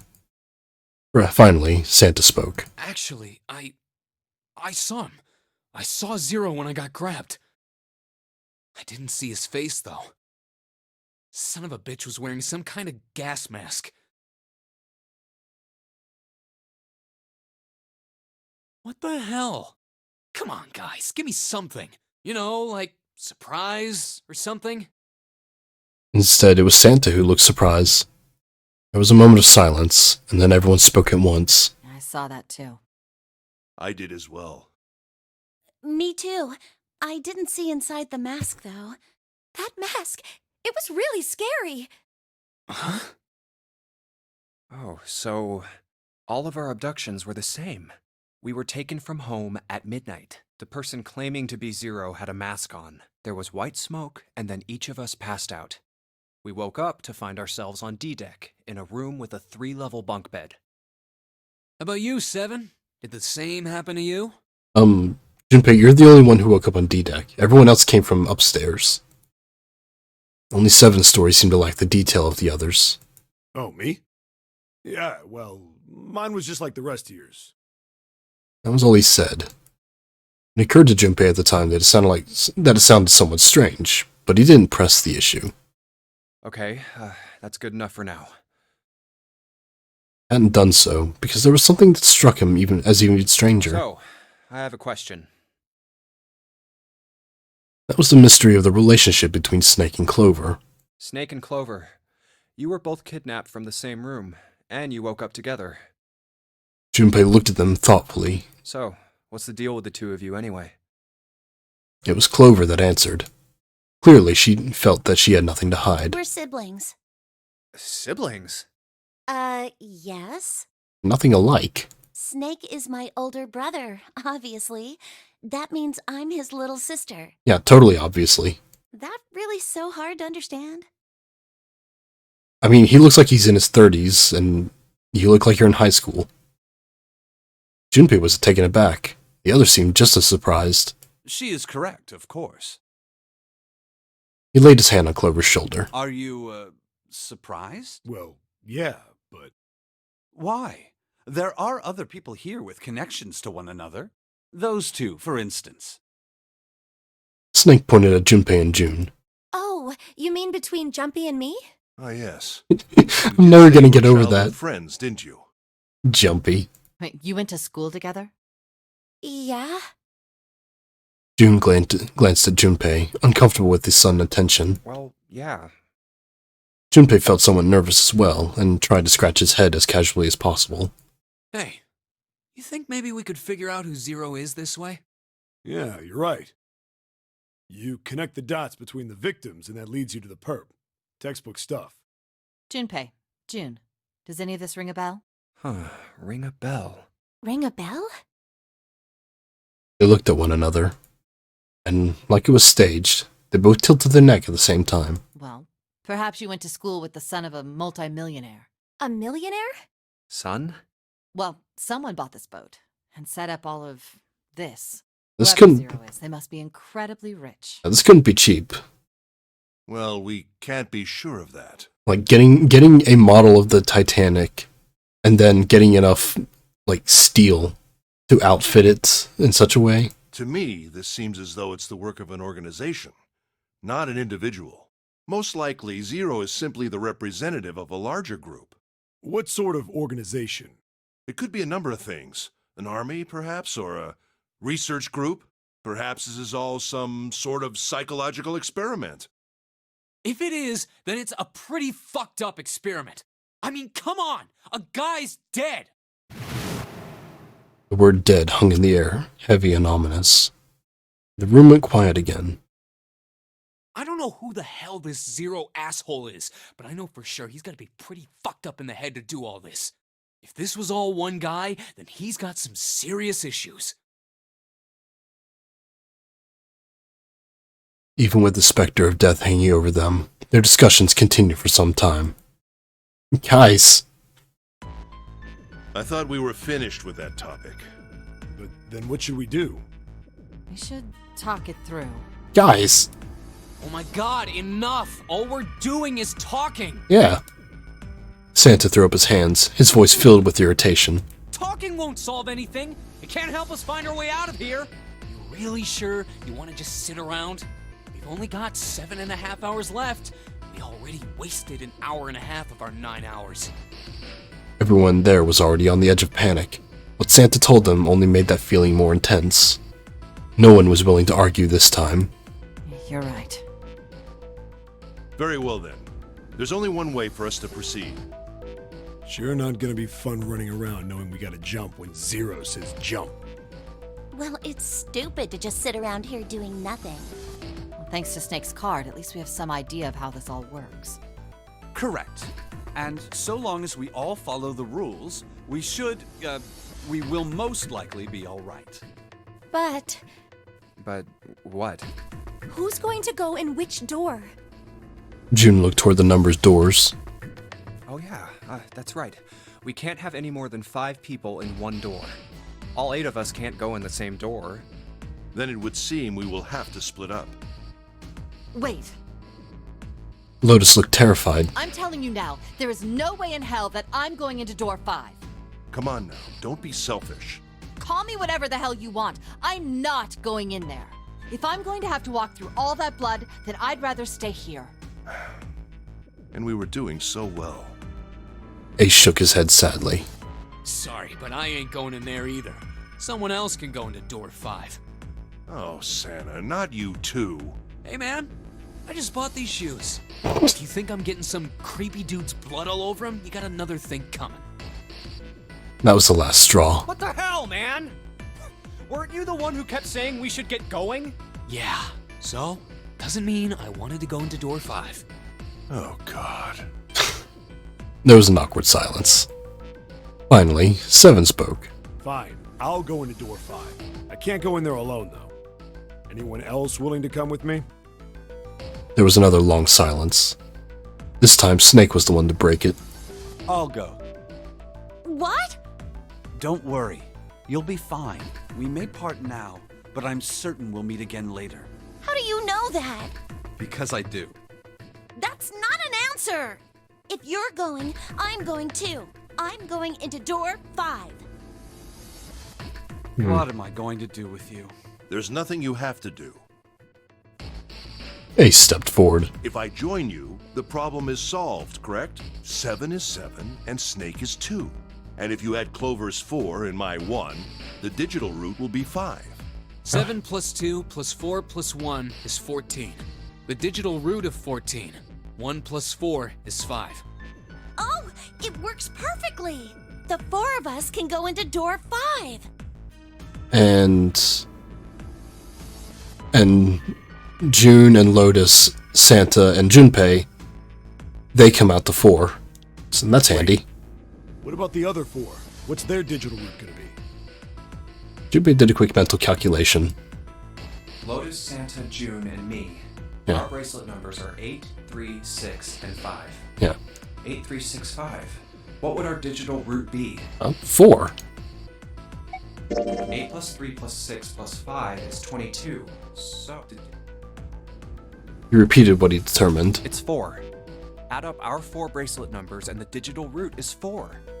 Then we can go into door 4. Yeah. Huh. That worked out well. Yeah, that worked out strangely well.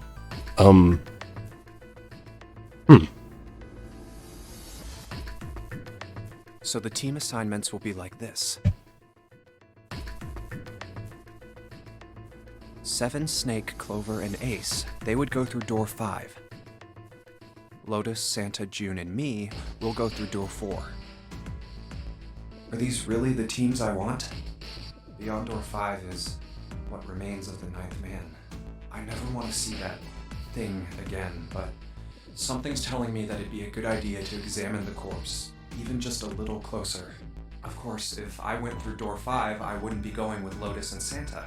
I could bring June with me through door 5, but that means she'd have to see the body in there. I don't want to put her through that. Junpei was torn. Should I stay silent and go through door 4? Or should I stop them and insist on door 5? As he turned his options over and over in his mind, Ace spoke up. All right then. It seems we've reached a conclusion. Shall we go? He began to walk toward door 5. I'm going through door 5. Clover and Snake followed, with 7 a short distance behind. We're over there too, right, Snake? The door's not going anywhere. Slow down. Which door? I mean, if we swap now, then Lotus or Santa, well, no. someone who's heading towards door 5 would have to head toward door 4. And let's just go with 4 for now. Decided that door 4 would be fine. I'll go through door 4 with Lotus, Santa, and June. There's nothing to worry about. I just need to stay by her side.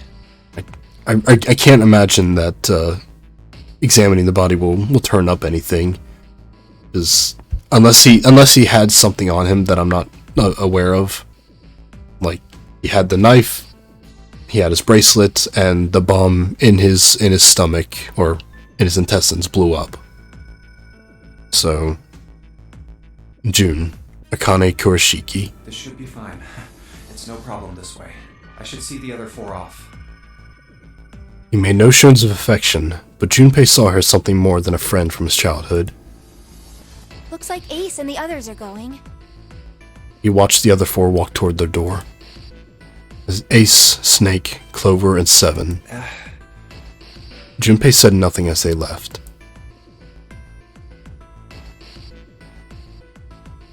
Before long, they had reached door 5. They talked to one another for a few seconds, saying things Junpei couldn't hear, and then laid their hands, one by one, on the scanner panel of the red.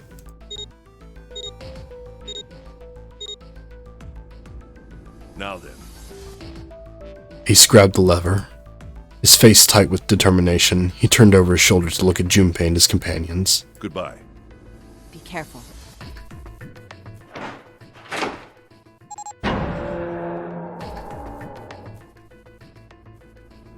As Ace pulled the lever, the door swung open, the mouth of a great hungry beast. So horrible. Beyond the door, Junpei knew, lay the sad remains of the ninth man. It did not surprise him that Ace, Clover, and Seven hesitated. The body was not a pleasant thing. What are you doing? We need to hurry. Snake had no such problems, as his blindness made him immune to the horror. He stepped through the door, his feet making a wet splash in the sound of the blood. In the pool of blood. Snake, your shoes. It's fine. Hurry! Or are you planning on dying with everyone else? I assume you haven't forgotten the door only remains open for 9 seconds, have you? Sorry, Snake. Let's go! The 3 remaining steeled themselves and stepped through the door.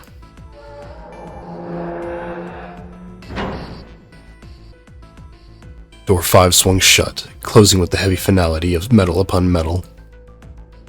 Junpei and his companions scrambled to the door. Hey! How is it over there? Did you find anything? At least say something, will you? Something's beeping. It's just like before. Probably the sound of the detonator on the bracelet. Do you think they're okay? June's face showed her concern more plainly than her words ever could.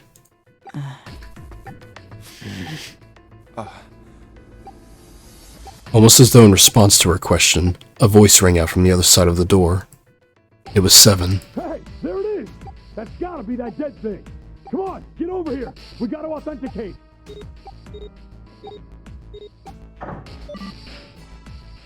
The beeping stopped.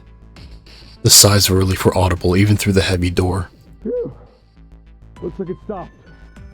Junpei and his companions leaned away from the door and breathed a collective sigh of relief on their own. Hey, guys! Are you doing alright over there? They'd heard Seven's voice, but it wouldn't hurt to be sure. Yep, we're fine.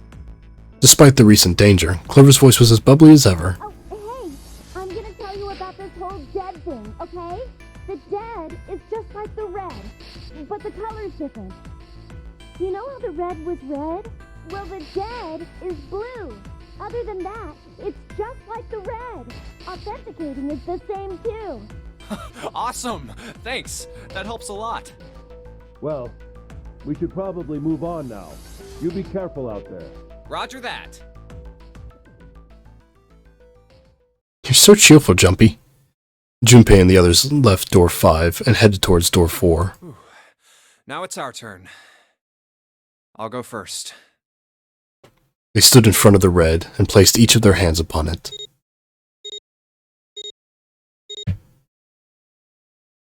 Four asterisks appear on the screen. Junpei grabbed the lever and turned around. Okay, we ready? Yeah. Sure. Let's go. None of them looked particularly optimistic, but their faces were set. Junpei nodded to them and turned back toward the red. All right, let's go. With strength and determination, he pulled the lever.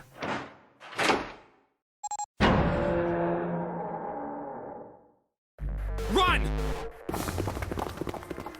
The four of them leapt through the door together. The moment they had passed through it, each heard a cold electronic sound coming from their left wrist. Oh, damn. In the center of each bracelet, a red skull appeared and began to flash. It's counting down. The detonator's countdown had begun, in the long moment that each of them spent staring at their wrists.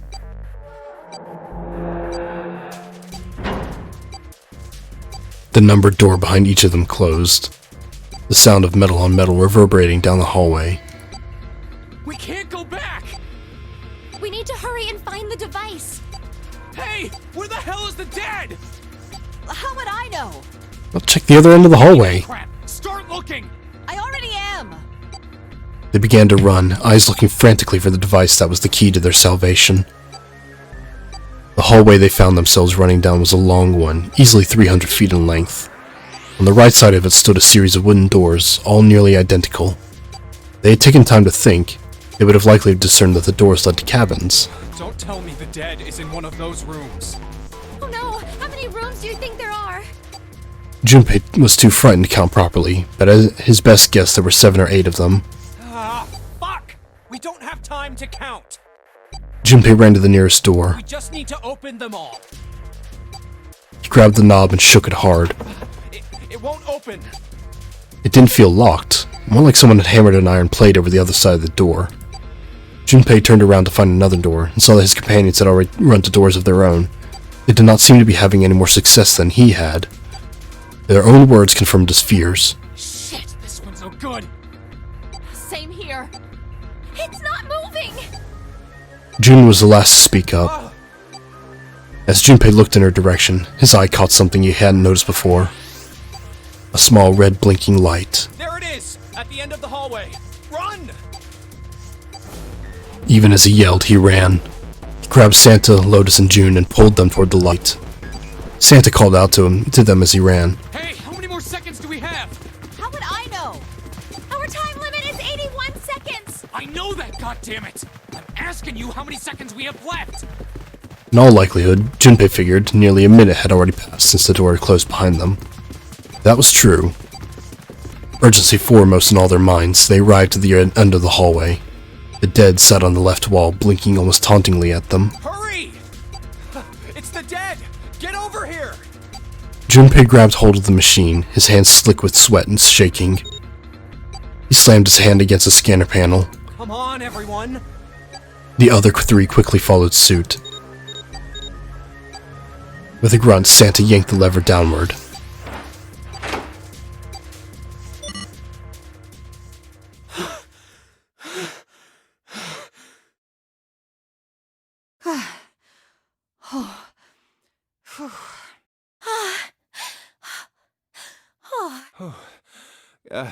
Looks like it stopped. His hands beginning to steady, Junpei wiped away some of the sweat that had beaded on his forehead. As they caught their breath, the 4 companions began to look around. There's another door at the end of the hallway. He could see a heavy-looking set of double doors. Set into the walls of the hallway on either side of the larger door were 2 smaller ones. Let's try this one first. And of course it won't open. How many times had he come across similar doors with similar results, he wondered. Or perhaps, he corrected himself, or lack of results.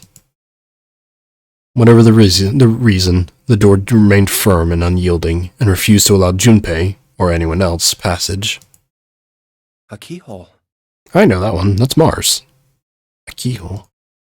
Above the keyhole was a small symbol, engraved in brass. What's this mark? Mail? He wasn't quite sure what to make of it, and stared at it for a moment in confusion. It was June that corrected him. No, not exactly. That's probably the symbol of Mars. Well, technically, they are the same symbol. But I saw a number of similar symbols near the main stairway. The symbols of the solar system. Oh, that's right. Well, Roman gods, but sure. The sun, Saturn, and Earth. At least that's what I'm assuming. So this isn't the man symbol. It's a symbol for Mars? I think so, yes. I see. Wait, where's Santa? While Junpei and June talked, Santa had disappeared. They turned to find him some distance down the hallway.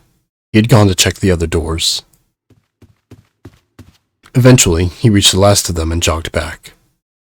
It took him only a moment to catch his breath again. Yeah, so, I looked the place over. Here's the deal. None of the other doors open. Then that must mean... We only have 2 more doors. Lotus examined the doors on either side of the larger double door. Each one had a metal plate attached to it. Maybe it's the room number. The door on the left has a B92, and the one on the right says B93. All right, let's open them. I'll open B92. Okay, I'll get B93 then. Junpei put his hand on the doorknob, and Santa moved to the other door. They'd made it through the numbered door alive. There was nothing more to be afraid of. Junpei and Santa looked at each other and nodded. 1, 2, 3! In unison, they pushed against their respective doors, and promptly found themselves in a new room. June followed Junpei as he threw open his door. They turned around and saw that the door on the other side of the room, was open as well. Through the door was another person, his mouth agape. It was Santa. Hey, it opened. Yeah, it did. Junpei and Santa looked at each other. I didn't expect that. It was so easy. Lotus's calm voice broke into their thoughts. Maybe this is all part of Zero's plan. I can't say I enjoy being treated like someone's puppet. As she headed for room 93, Lotus continued. Well, now we have these 2 rooms. I'm sure there's something in there that will help us get out of here. Let's find it. Santa and I will search this room. You 2 take the other one. All right. Okay.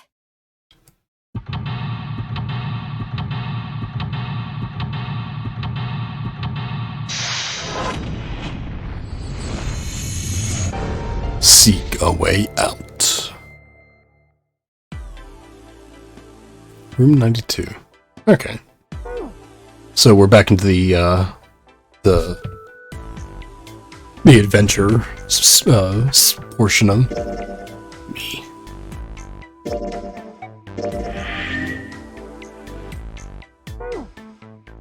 Okay, so let's see. Time to start clicking on stuff. Oh, matches. It's a box of matches. There are matches inside, obviously. It's got an W, sort of an M thing.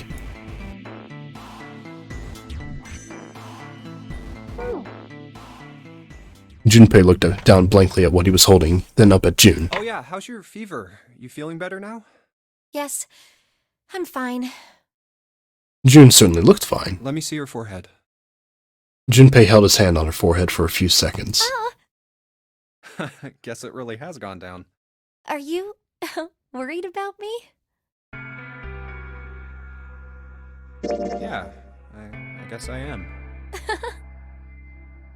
June blushed and giggled. By the way, Jumpy? Hmm? How did you end up here? What do you mean? I told you earlier, didn't I? There was a man with a gas mask when you got home at night. You inhaled some white smoke and passed out. When you woke up, you were on D-Deck. Damn straight. But is that really the truth? What? Jumpy, are you hiding something from me? No, why would I? I mean, if he's hiding something, he's hiding it from me, too. Well, if you think about it, this is awfully suspicious. I mean, why would 2 childhood friends bump into each other in a place like this? Hey, I could ask you the same thing. Are you hiding something? What would I hide? Well, I don't know. Anything. I mean, you're hiding it. How would I know? You mean like the number of men I've dated? Junpei's heart stumbled over itself. Do you want to know?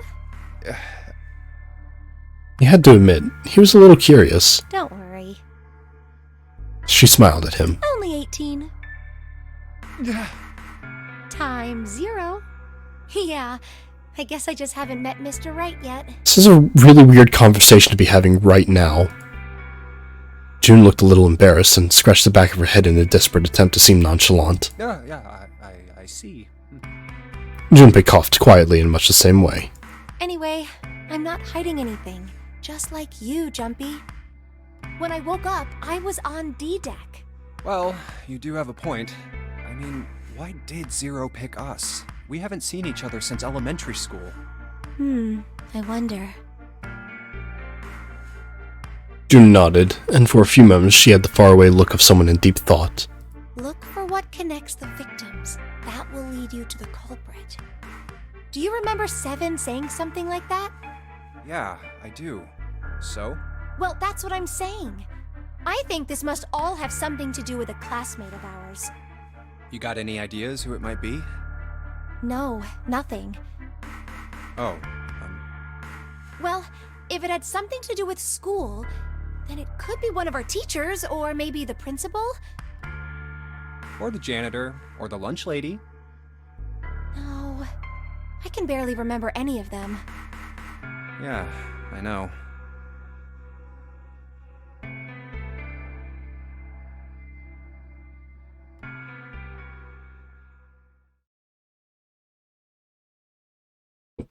Elementary school. Elementary school. Was there anything strange that had happened in elementary school? As he searched the room, he continued to rack his brain. Again, I barely remember, like, middle school. Fuck, I have a hard time remembering high school. If you ask me to recall back to elementary, you're just gonna draw a blank. It's a display case. But there's nothing being displayed. How sad. Looks like the drawers are empty, too. Oh, it's a bedroom. It's a bottle with water in it. This is a bedroom. They probably have it here because your throat always feels dry when you wake up, you know? My throat's dry, but I think that's because I'm a little nervous right now. Well, we did run a lot, so we're kind of sweaty. Hey, Jumpy, did you want to take a shower together? June, what the hell? Whoa. Just kidding. Too late to take it back. My brain's already working out the picture. My throat was dry already. This sure isn't helping. She is really flirtatious, like damn. It's light. Even if it's heavy? It's light! This isn't a painting. Is it a map? Looks like a map of the ship's interior. Oh, this is a great find. I think it'll be really useful. Let's take it with us. It's now possible to use the map screen. Map screen. The map screen can only be viewed during the story sections. While on the map screen, you can examine a map of the ship's floor plan, which you will acquire over the course of the story. Clicking the green parts of the floor plan will allow you to see a bird's eye view for that room. Junpei took one last look at the map, then folded it up and slid it back into his pocket. June looked up as he closed it. This ship is bigger than I thought. Yeah, it's probably about 900 feet long. Must be one of those fancy cruise ships. I mean... Of course, it doesn't really look like a cruise ship. Everything in here is really retro. Even if it's just some sort of style choice, there's just too much. Zero said it was the Titanic, so it's all modeled after the Titanic. Do you remember what Zero said? Yes, I just said.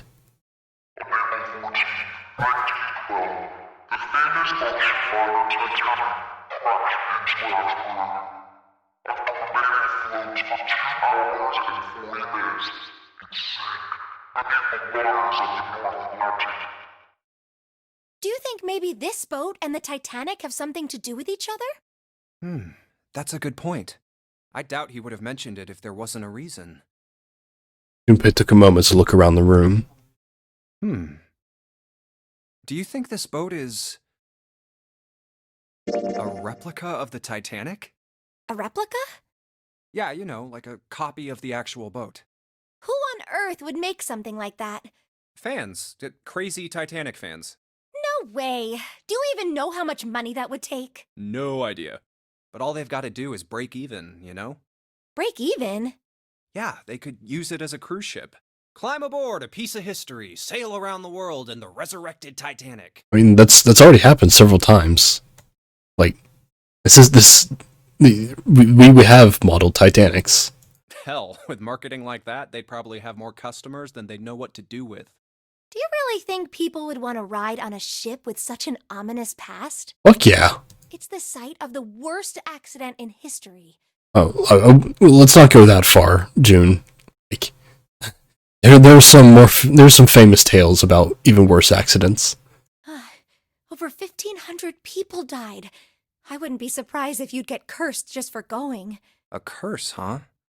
Jumpy, do you believe in that sort of thing? You know, curses and stuff?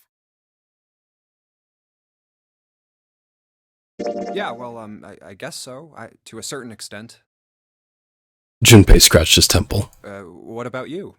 No, I guess that's kind of a dumb question. Yes, I do believe in curses. In fact, I think it was a curse that sunk the Titanic. What? A curse sank the Titanic. The curse of the Egyptian mummy. Junpei couldn't understand how June had maintained a straight face to say that.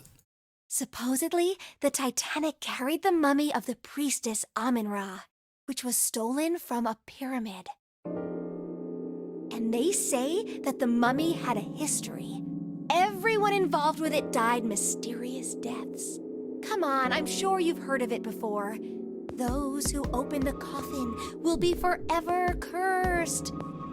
Haven't you ever heard that one? So you're saying the Titanic sunk because of that curse? That's right! June's eyes had lit up with excitement, like a child with a new toy.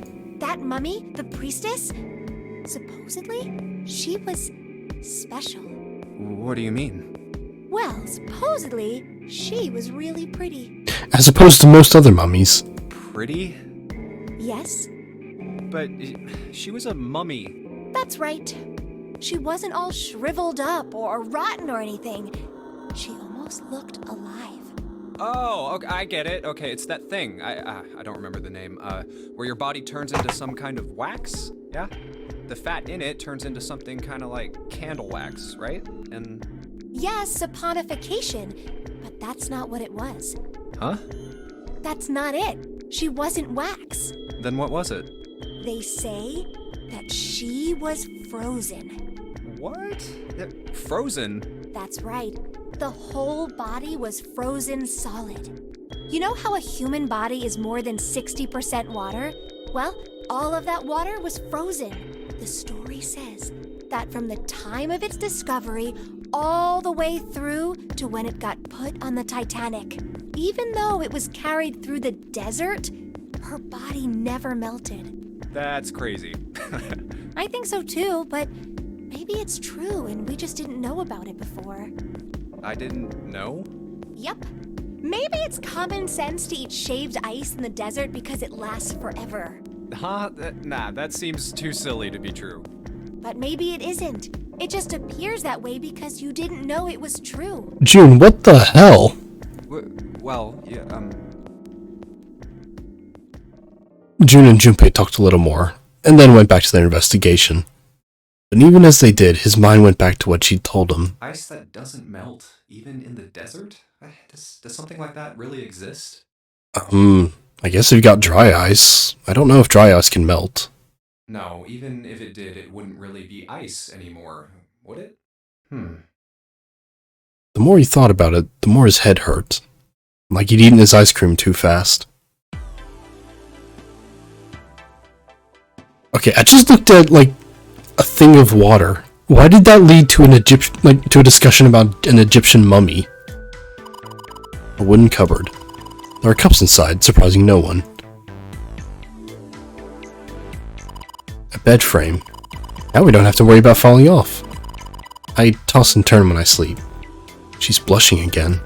What the hell is she thinking about? Oh, is this gonna be a running thing where I investigate something seemingly innocuous and, like, characters will just launch into, like, long history spiels, or... paranormal investigations. Hey, key. Dresser key. Key. Do you think it's the key to the dresser? This is the mirror for the dresser. And now she's playing with her hair. Does she even realize she's doing that? Hey, we don't have time for that. Come on, it's not like there's anyone here you need to impress. Yes, there is. Who? What? Why are you so quiet all of a sudden? Forget it, Jumpy. She is, like, really flirtatious. Like, what the hell? It's a dresser. There's nothing on top. Okay, well, I got a key. Hooray. It's a round wooden table. There's nothing in a display case. The drawers are empty, too. Jumpy, what are you doing? We don't have time to be relaxing on a sofa. Okay, there's nothing else in here. The vase looks expensive. Wonder how much we could get for it. Are you gonna steal it? Why do I keep running into women who want to steal things?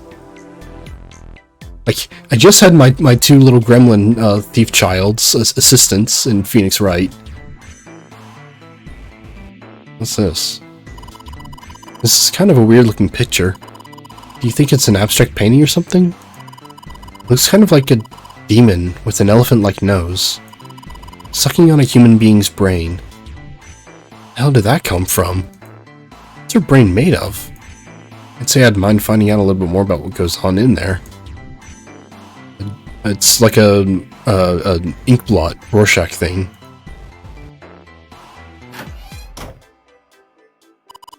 That's the bathroom wall. There are square tiles all over it. Thanks, June. It's just a shower head. There's nothing special about it. You don't know that, Junpei.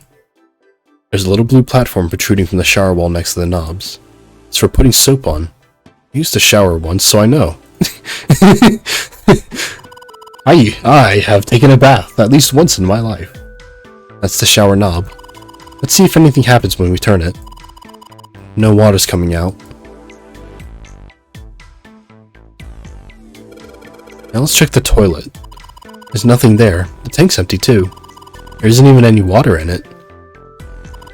Collection of full and partially depleted rolls of toilet paper. Someone was well prepared. There's nothing too suspicious about it. So it's just like an exterior facsimile of the Titanic with none of the actual workings. Yeah. Why don't we go back to the living room? Oh wait, I didn't click on the curtain. Okay, let's go back. Alright. Shower curtains, huh? Let's try closing it. Oh, nothing, I guess. Now I can see the full expanse of the shower curtain in all its waterproof glory. There's nothing suspicious. It's just a normal old shower curtain. A narrow shower. Yeah, shower. I'm standing in with June. This is awkward. Time to open the curtain. Okay, well, that was a thing.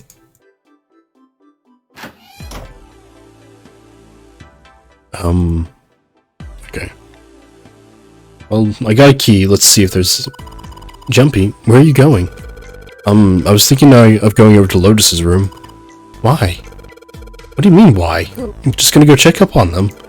Is there something wrong with that? Well, no. Come back soon. Sure thing. You can come with me. I'll leave the rest to you. Sure. Leave it to me. Alright, off to the other room. Looks like a valuable vase. Empty, though. Seems to be a room on the left side of the vase. Oh,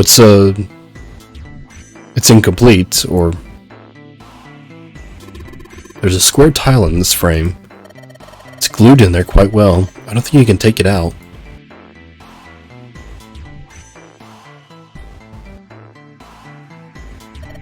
A candle with a candlestick. This might come in handy. I mean, could you take the candle off? It's a candle, Junpei. On an iron candlestick. A pretty big candle. If we light it, it'll probably get really bright. Well, I do have a box of matches. Well, this is a display case. Check it out. These plates and shit look really expensive. You want to take a look? Come on, you stupid thing. Open. Locked? Yeah, it looks that way. Then we need to find the key that opens it. I mean, it's glass. You could probably just shatter it. I got a dresser key. Let's see if this works. Damn. Guess this is the wrong key. Okay. Well, that means there's got to be another one somewhere around here. Otherwise, we aren't going to be able to open this thing. Oh, hey, it's a tile in there. Okay. Hey, check this out. This is a pretty nice sofa. I know. It's a shame I can't take it back with me. Hey, Junpei. That room's pretty dark. Don't you have something that'll give us some light? Something that'll give us some light? Yeah, I do. I know. If I use these matches to light the candle, I have a lit candle. Awesome. With the light from the candle, maybe we can take a look over there. But it gets so hot when I hold it. Don't hold it by the candle then. Hold it by the candlestick. I want to put it down. Well, why don't you set it on top of the dresser? It's flat there. At least it won't fall over. I can just imagine Junpei. Okay, I've lit this candle on fire. Wow, it's really hot. Well, stop holding the fire. Yeah, oh yeah, good idea. Junpei, smart in some ways, dumb in pretty much every other way. Hey, you got pretty bright. Now we can look around a little. Well, I have another key. Let's see if this is... Yes. Yes, it worked. A tile. I have to fit these things together. It's a strange design. Is it ceramic? It doesn't look like there are many puzzles in it. There's a lit candle sitting on top of the dresser. This is the mirror for the dresser. Damn straight. Nothing weird about it, though. It's a chair for the dresser. It's a light, man. Can't you figure that out on your own? Hard to tell if it's burned out or not. Of course, now that we have the candle, I guess it doesn't really matter that much anymore.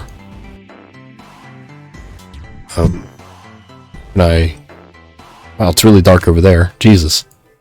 A bottle full of water. I don't think we're gonna need this for anything.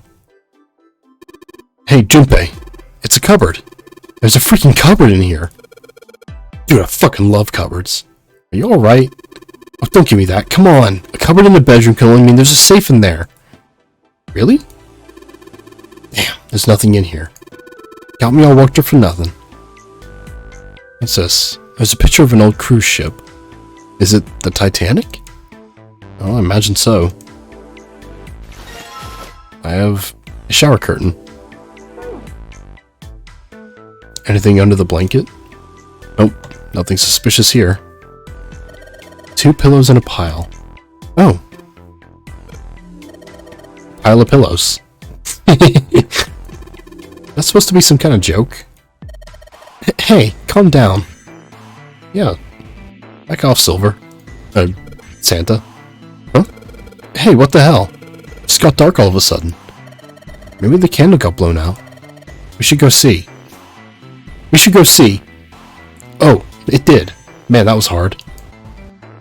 Oh, we have a candlestick. That wax just disintegrated. There's a candlestick covered in melted wax on top of the dresser. Hey, what's this? On top of the candlestick looks kinda weird. You're right. It's all bumpy. Oh, is this a key? The part of the candlestick where the candle goes looks like a key.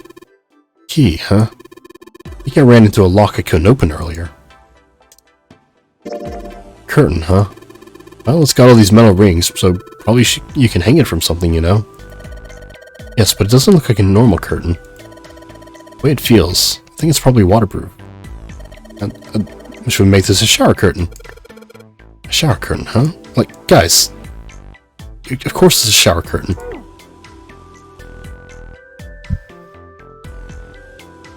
So, Let's go in the bathroom. I'm gonna guess the shower curtain here is missing. This thing's a little shelf for putting soap on. This is the bathroom wall. The whole wall is covered in these square tiles. Whoa, look! Junpei! There's a mushroom growing out of the wall! Santa, have you never taken a shower? That's a shower head. That's the shower knob. I tried turning it, but no water comes out. Okay, Junpei confirmed taking a shower. Santa has never taken a shower. Oh yeah, and the curtain's missing. Some toilet paper. We've got 2 rolls, I guess. Is there anything in the toilet? Guess not. The tank's empty too. Well, let's see. There's a curtain rod running along the ceiling. Let's put that shower curtain on these hooks. Let's try spreading the curtains. What's this? Wow, that's a pretty obvious peephole. Somebody's really dedicated. Oh, with a hole this big, you gotta wonder if maybe they wanted to be caught. So you're saying maybe the one getting spied on was into that shit? Maybe they were into, like, those home invasion fantasies. Home invasion? Interesting, I see. You two are real idiots, you know that? Oh, okay, well. Is there anything from this side? Let's try spreading the curtains. Well, I can... There's a hole in the curtain. If I look at it from a ways back, I can see a single tile. Right from here I can see what tile it is. Looks like it's 5th from the top and 3rd from the right. 5th from the top, 3rd from the right. As well put it back. Alright, looking through this hole I can see a white tile, 5th from the top, 3rd from the right. Have a closer look, shall we? Nothing strange here. Nope, the thing's not budging. Well then that means... what does it mean? Tiled wall.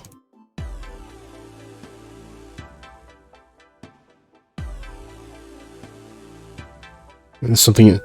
Oh! Okay, yeah.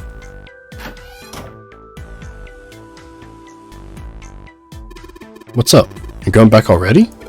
Well, I can't just leave June there by herself. What, you think you're her knight or protector or something? You're creeping me out, man. Whatever, man. I'm going.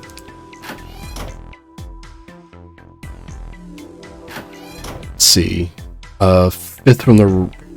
3rd from the top, 5th from the... Or was it 5th from the top? It was right there, right? Here it is. Yes, this one's loose. I can get under this with my nails, and...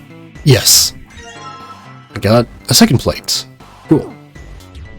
And the 3rd one is in that cabinet, which I'm pretty sure I can get back into with the key. Oop.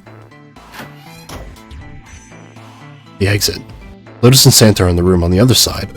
I'm gonna go check up on them. And what do I got? Candlestick. Let's see if this candlestick key will do anything. Yes! It opened. Alright, pull that shit open. And a 3rd plate. Hey, Junpei, you got a minute?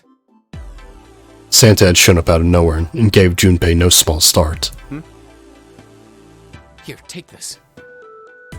Santa pulled something out of his pocket. A bookmark? Huh. It looked like a bookmark. It had a 4-leaf clover in it. What is this for? Do you want me to read a book? I found it in between some of the cushions on the sofa. Pretty sure it ain't gonna be any help to us, but I figured we might as well hang on to it anyway. Then why don't you hold on to it? Santa gave him a wry smile. You know what I hate most in the world? I got 4 things. Hope, faith, love, and luck. Okay, so we're doing this again. Hope, faith, love, and luck? Damn straight. And you hate these things? Yeah, you got a problem with that? Not really, but... Junpei tried to figure out how best to phrase what he wanted to say. Santa, why are we talking about this? What does a bookmark have to do with any of that? Santa scratched the back of his ear and looked awkward. Well, see, each leaf on the four-leaf clover has a meaning to it, okay? And that meaning is pretty much those 4 words. It's like flower language. Oh god, flower language. Well, I guess it's not a flower, is it? So, leaf language, I guess? Yeah, you could call them leaf words. Leaf words. Junpei looked at the bookmark. Hope, faith, love, and luck. The meaning of the leaves on a 4-leaf clover. So, yeah, I want you to take it, okay? Just touching it gives me the creeps. Take the damn thing, alright? Take this freaking bookmark! Santa pretended to shiver with disgust and shoved the bookmark into Junpei's confused hands. Here. What do you want to do? I'll take it. Decided to take it. After all, why shouldn't he? Why shouldn't I take the bookmark? Alright, sure. I'll take it. He shoved the thing into his pocket and gave Santa a last confused look. Oh, man, I feel a lot better now. That thing was a real pain, you know? It's a bookmark. You really hate those 4 words that much? Yeah, well, they can all betray you, you know? Hope, faith, love, even your destiny. What had happened to Santa, Junpei wondered. How had he become such a bitter person? For a moment, they looked at each other. Well, that's not my only reason. What? That's not the only reason I hate the 4-leaf clover. I just can't bring myself to like the number 4. Oh, it's gonna be... What? Yeah. Worried about the 4 horsemen? No, it's because 4 is death in Japanese. Nah, come on, man. That's just silly. Maybe back in the Dark Ages that kind of crap scared people. But this is the 21st century. And I'm a 21st century guy. I'm scared by modern things, boy. I'm a little insulted. Then why do you hate 4 so much? 'Cause it's a half-assed number. Not the best or the worst. That's why. What? It's a single-digit number that ain't a prime. It fucking sucks. 9 is a way better number. So what if it's last place, right? At least it's not some lame-ass middle number. What are you... Santa, is this going somewhere? Santa's explanation made no sense. Junpei was even more confused than before. You play? Play? You mean like gambling? Yeah, of course. What else would I mean? I don't know, Santa. What do you mean? In Baccarat, the best possible hand totals 9. They call it Le Grand. But the lowest, most worthless cards, the zeros, they call Monkey. Just like the guy in charge of this game, huh? Zero's a monkey. Santa blinked, utterly stunned. What? Then he began to laugh. Oh man, you're totally right. The guy who trapped us in here sure is one hell of a monkey. That was when Lotus spoke up. You know, if you think about it, the nonary game is really a lot like Baccarat. Apparently she'd been listening. Of course, it doesn't use any of that stupid digital root junk. You just drop the tens digit, and that's it. Still, it does have the same idea of your final number needing to be a single digit. Oh, yeah, I guess you got a point. And in both games, whoever has 9 wins. The person who makes 9 wins? Wait, did you forget already? Don't you remember what Zero said? It is hidden, but an exit can be found. Seek a way out. Seek a door that carries a 9. So, if we want to get off this boat, we have to make a team whose numbers have the digital root of 9. And only the people in that team are going to make it out alive. Of course. That's why it's called the nonary game. What? Huh? You don't know? Nonary means something derived from 9, or base 9.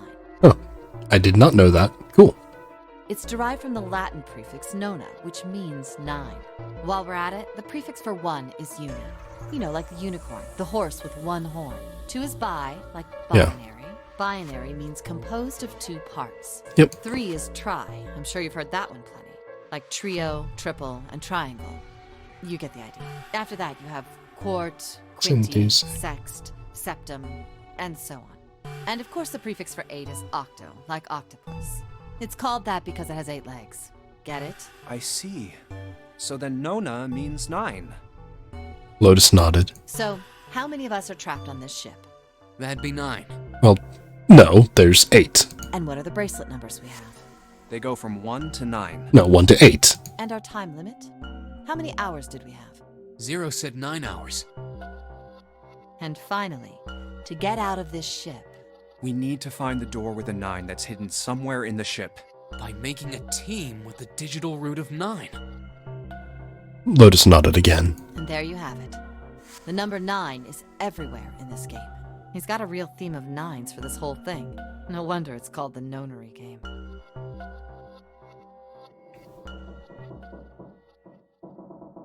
Somewhere far away, Junpei heard the creak of stressed metal. It sounded almost like Zero laughing at them, or the sad, desperate scream of a pig headed to the slaughterhouse. Okay. That was extremely weird. Alright.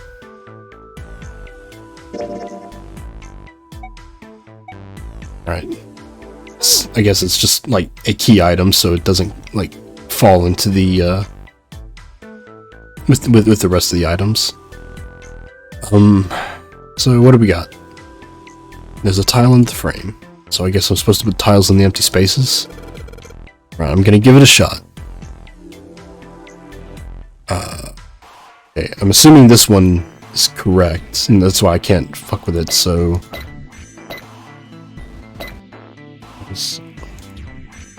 That looks right.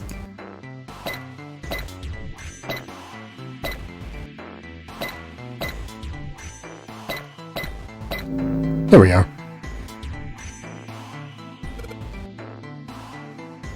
Yes. We did it. There. Picture complete. And there goes the frame. What's this? What do you mean, what's this? Pretty obvious, isn't it? It's a hole in the wall. Like a hidden safe or something, you know? Anyway, let's take a look. I think there's something inside. Yeah, it's a key. Oh, the Mars key. Hey, we can get out. Whoa. This is one of those Mars symbols. The door at the end of the hallway. It has the same symbol engraved on the keyhole. Then that's gonna mean... Yes, we can use this key to get through that door. Junpei messed around with the key he had, and looked blankly at the picture that slid down. What's the deal with this picture anyway? Does that matter? Santa had only been mumbling to himself, but it drew Lotus's attention. She looked at the picture and paused. I think I've seen this picture before. Where? In a book. There's a British biochemist named Sheldrake. He has a rather interesting theory. Does this matter? I saw this picture in his book. What's this interesting theory? Morphogenetic fields, which relies on the theory of morphic resonance. Man, I can't deal with this. Just listening to you talk about it is giving me a headache. Santa put his hands on his head, as though he were in great pain. Lotus merely arched an eyebrow in his direction and continued. It's not a difficult concept to grasp. In essence, he states that the shape of living organisms and their behavioral patterns are transmitted through a field not visible to the eye. What part of that isn't difficult, exactly? Lotus did not look pleased. All right, how about this? Theory of the telepathic mechanism. Telepathy? Yes, telepathy. Well, perhaps not exactly telepathy, but it's close enough for a simple approximation. Santa suddenly burst into laughter. Are you serious? Telepathy? Who do you think we are? Kids from the 70s? I can't believe someone would actually do serious research on something like that. Yes, I agree. Lotus's response was surprisingly curt. Junpei had expected at least some conflict. I read the book, but I can hardly say I understood it. I'm in no position to defend or condemn anything it said. It was probably just someone latching onto a statistical outlier from some study and turning it into a ridiculous theory. There's no scientific merit to any of it, I'm sure. But even so, Anyway, I saw a picture like that one in his book. Lotus indicated the picture they'd all been looking at. After a moment, she walked up to the strange picture, examined it, and then spoke. Hey, what do you think this picture looks like? It looks like an imp. Santa answered first. What do you mean? Isn't it just like abstract or something like that? It's just black and white scribbles. There's no meaning there. That's it. What about you, Junpei? Does it look like anything to you? I guess it looks like...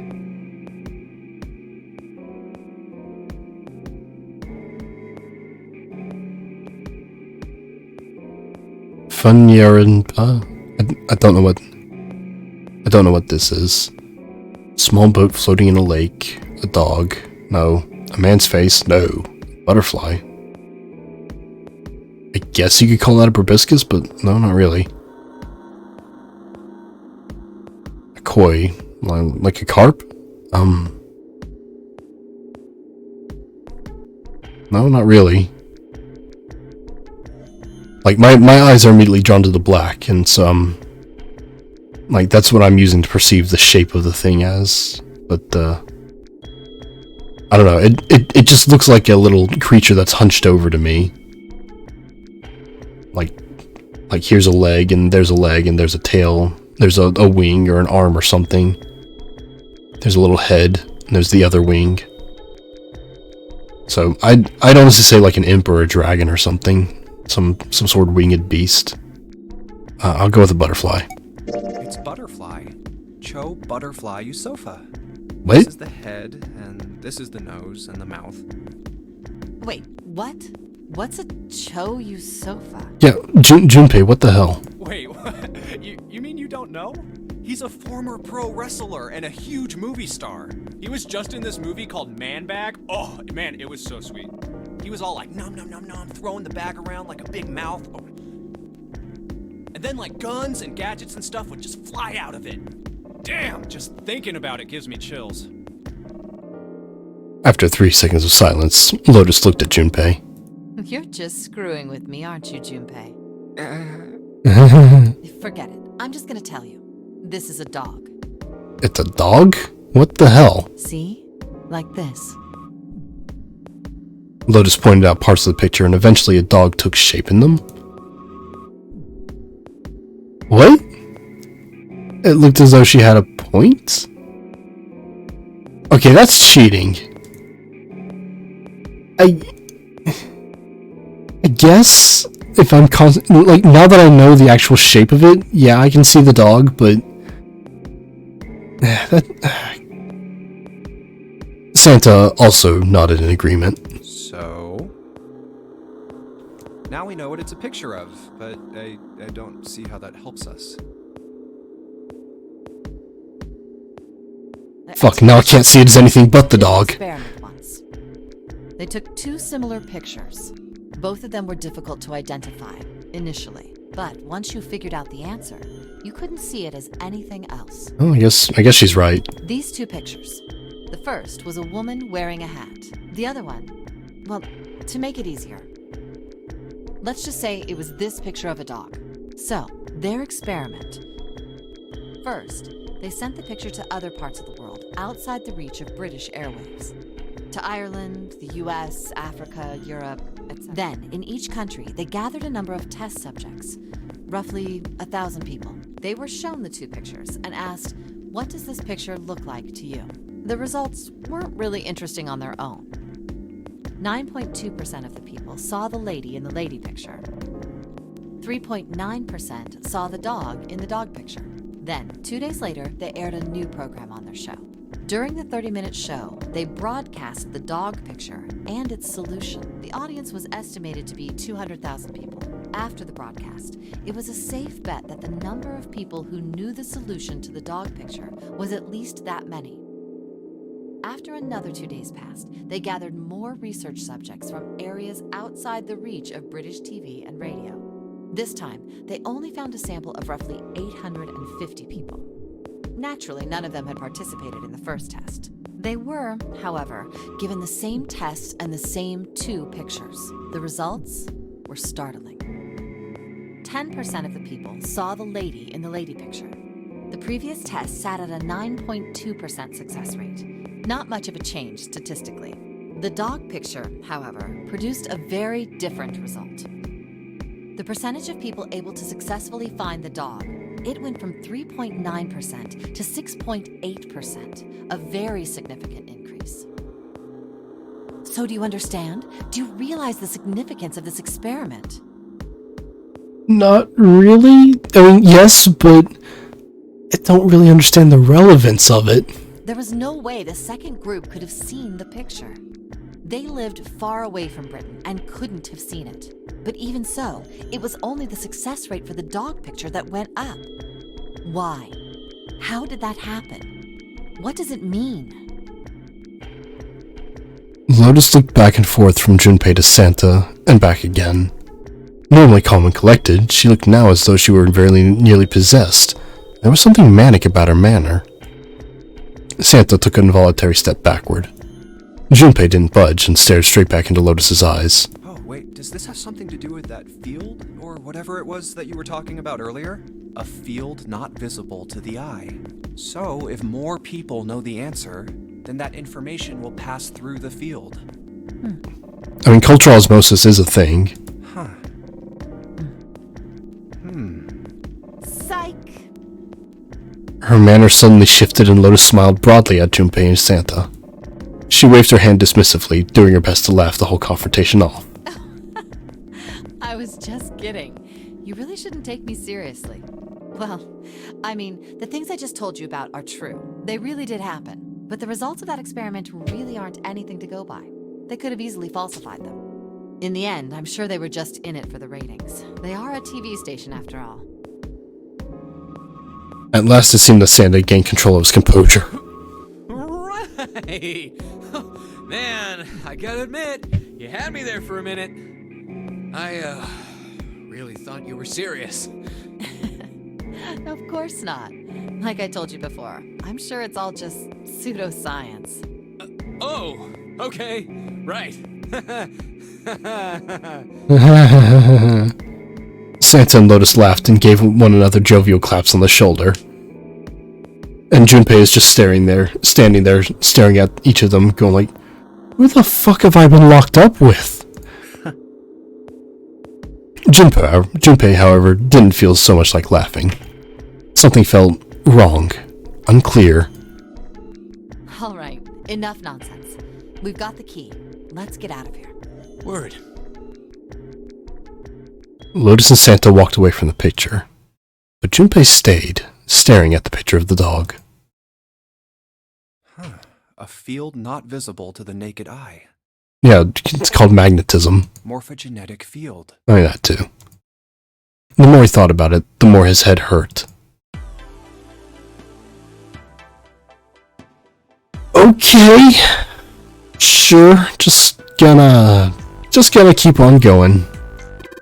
Alright, let's head to the hallway. I'll go get June. You guys head to the door. Okay. Roger that. It's 5 feet. We can literally just knock on the door. We don't have to get her. Just open the door and say, "Hey, June." Yes, it unlocked. Good job, Junpei. Good, now we can get going. Come on, what are you guys standing around for? Let's get out of here. I don't have any reason to go back there, Junpei. Come on. Well, June hasn't said anything. Has she come out of the hallway? Into the hallway? Come on, Jumpy, let's go. Okay, there she is. Alright, let's go.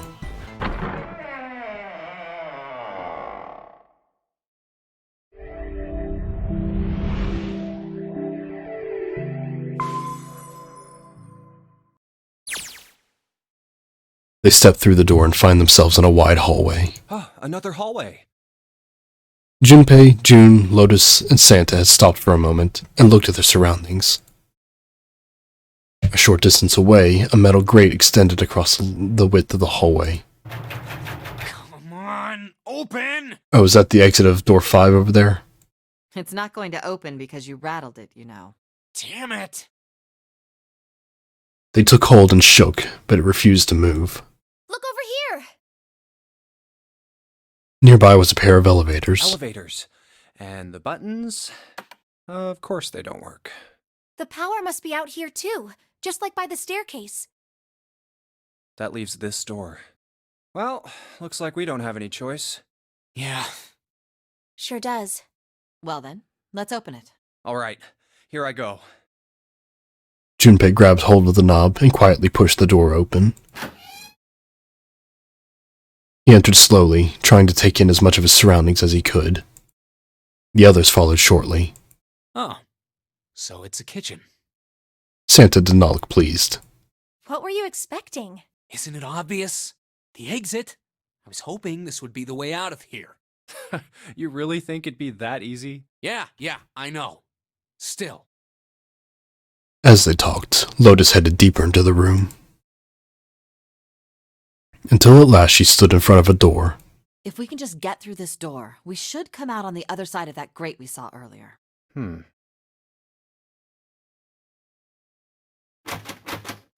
good. Sorry, I guess that wasn't very constructive. Neither Junpei nor Lotus looked terribly happy. Anyway, let's take a look. This map is really blurry. Junpei dug the ship map from his pocket and spread it out in front of him. As he did... Hey! What's that? Oh, didn't I show you guys? Huh? Oh yeah, I guess I forgot to tell you. I found this a little while ago. In the other cabin. It's a map of the B deck. Before Junpei could finish, Lotus snatched the map away from him. Hey! Let me see that. You're so rude. She ran her finger across it, muttering to herself. I knew it. See? Look. Yes, hold your horses. Junpei did as he was told. What did you figure out? Santa and June moved over to look at the map as well. This is handy. See? We came in here. Now if we go out there, then we'll be on the other side of the grate. With her finger, Lotus traced a path on the map. How about that? She's right. We can get out through there. Oh, okay, I'm over here. There we go. Here, you can have it back. Satisfied that she'd been correct, Lotus folded the map and handed it back to Junpei. Thanks. He took it and slid the valuable piece of paper back into his pocket. There's a card reader on the right side of the door. And Oh. that means the key card is somewhere in here, right? That seems the most likely. All right, we know what we need to do then. Let's get moving. First off, I say we split up and look for clues. Okay.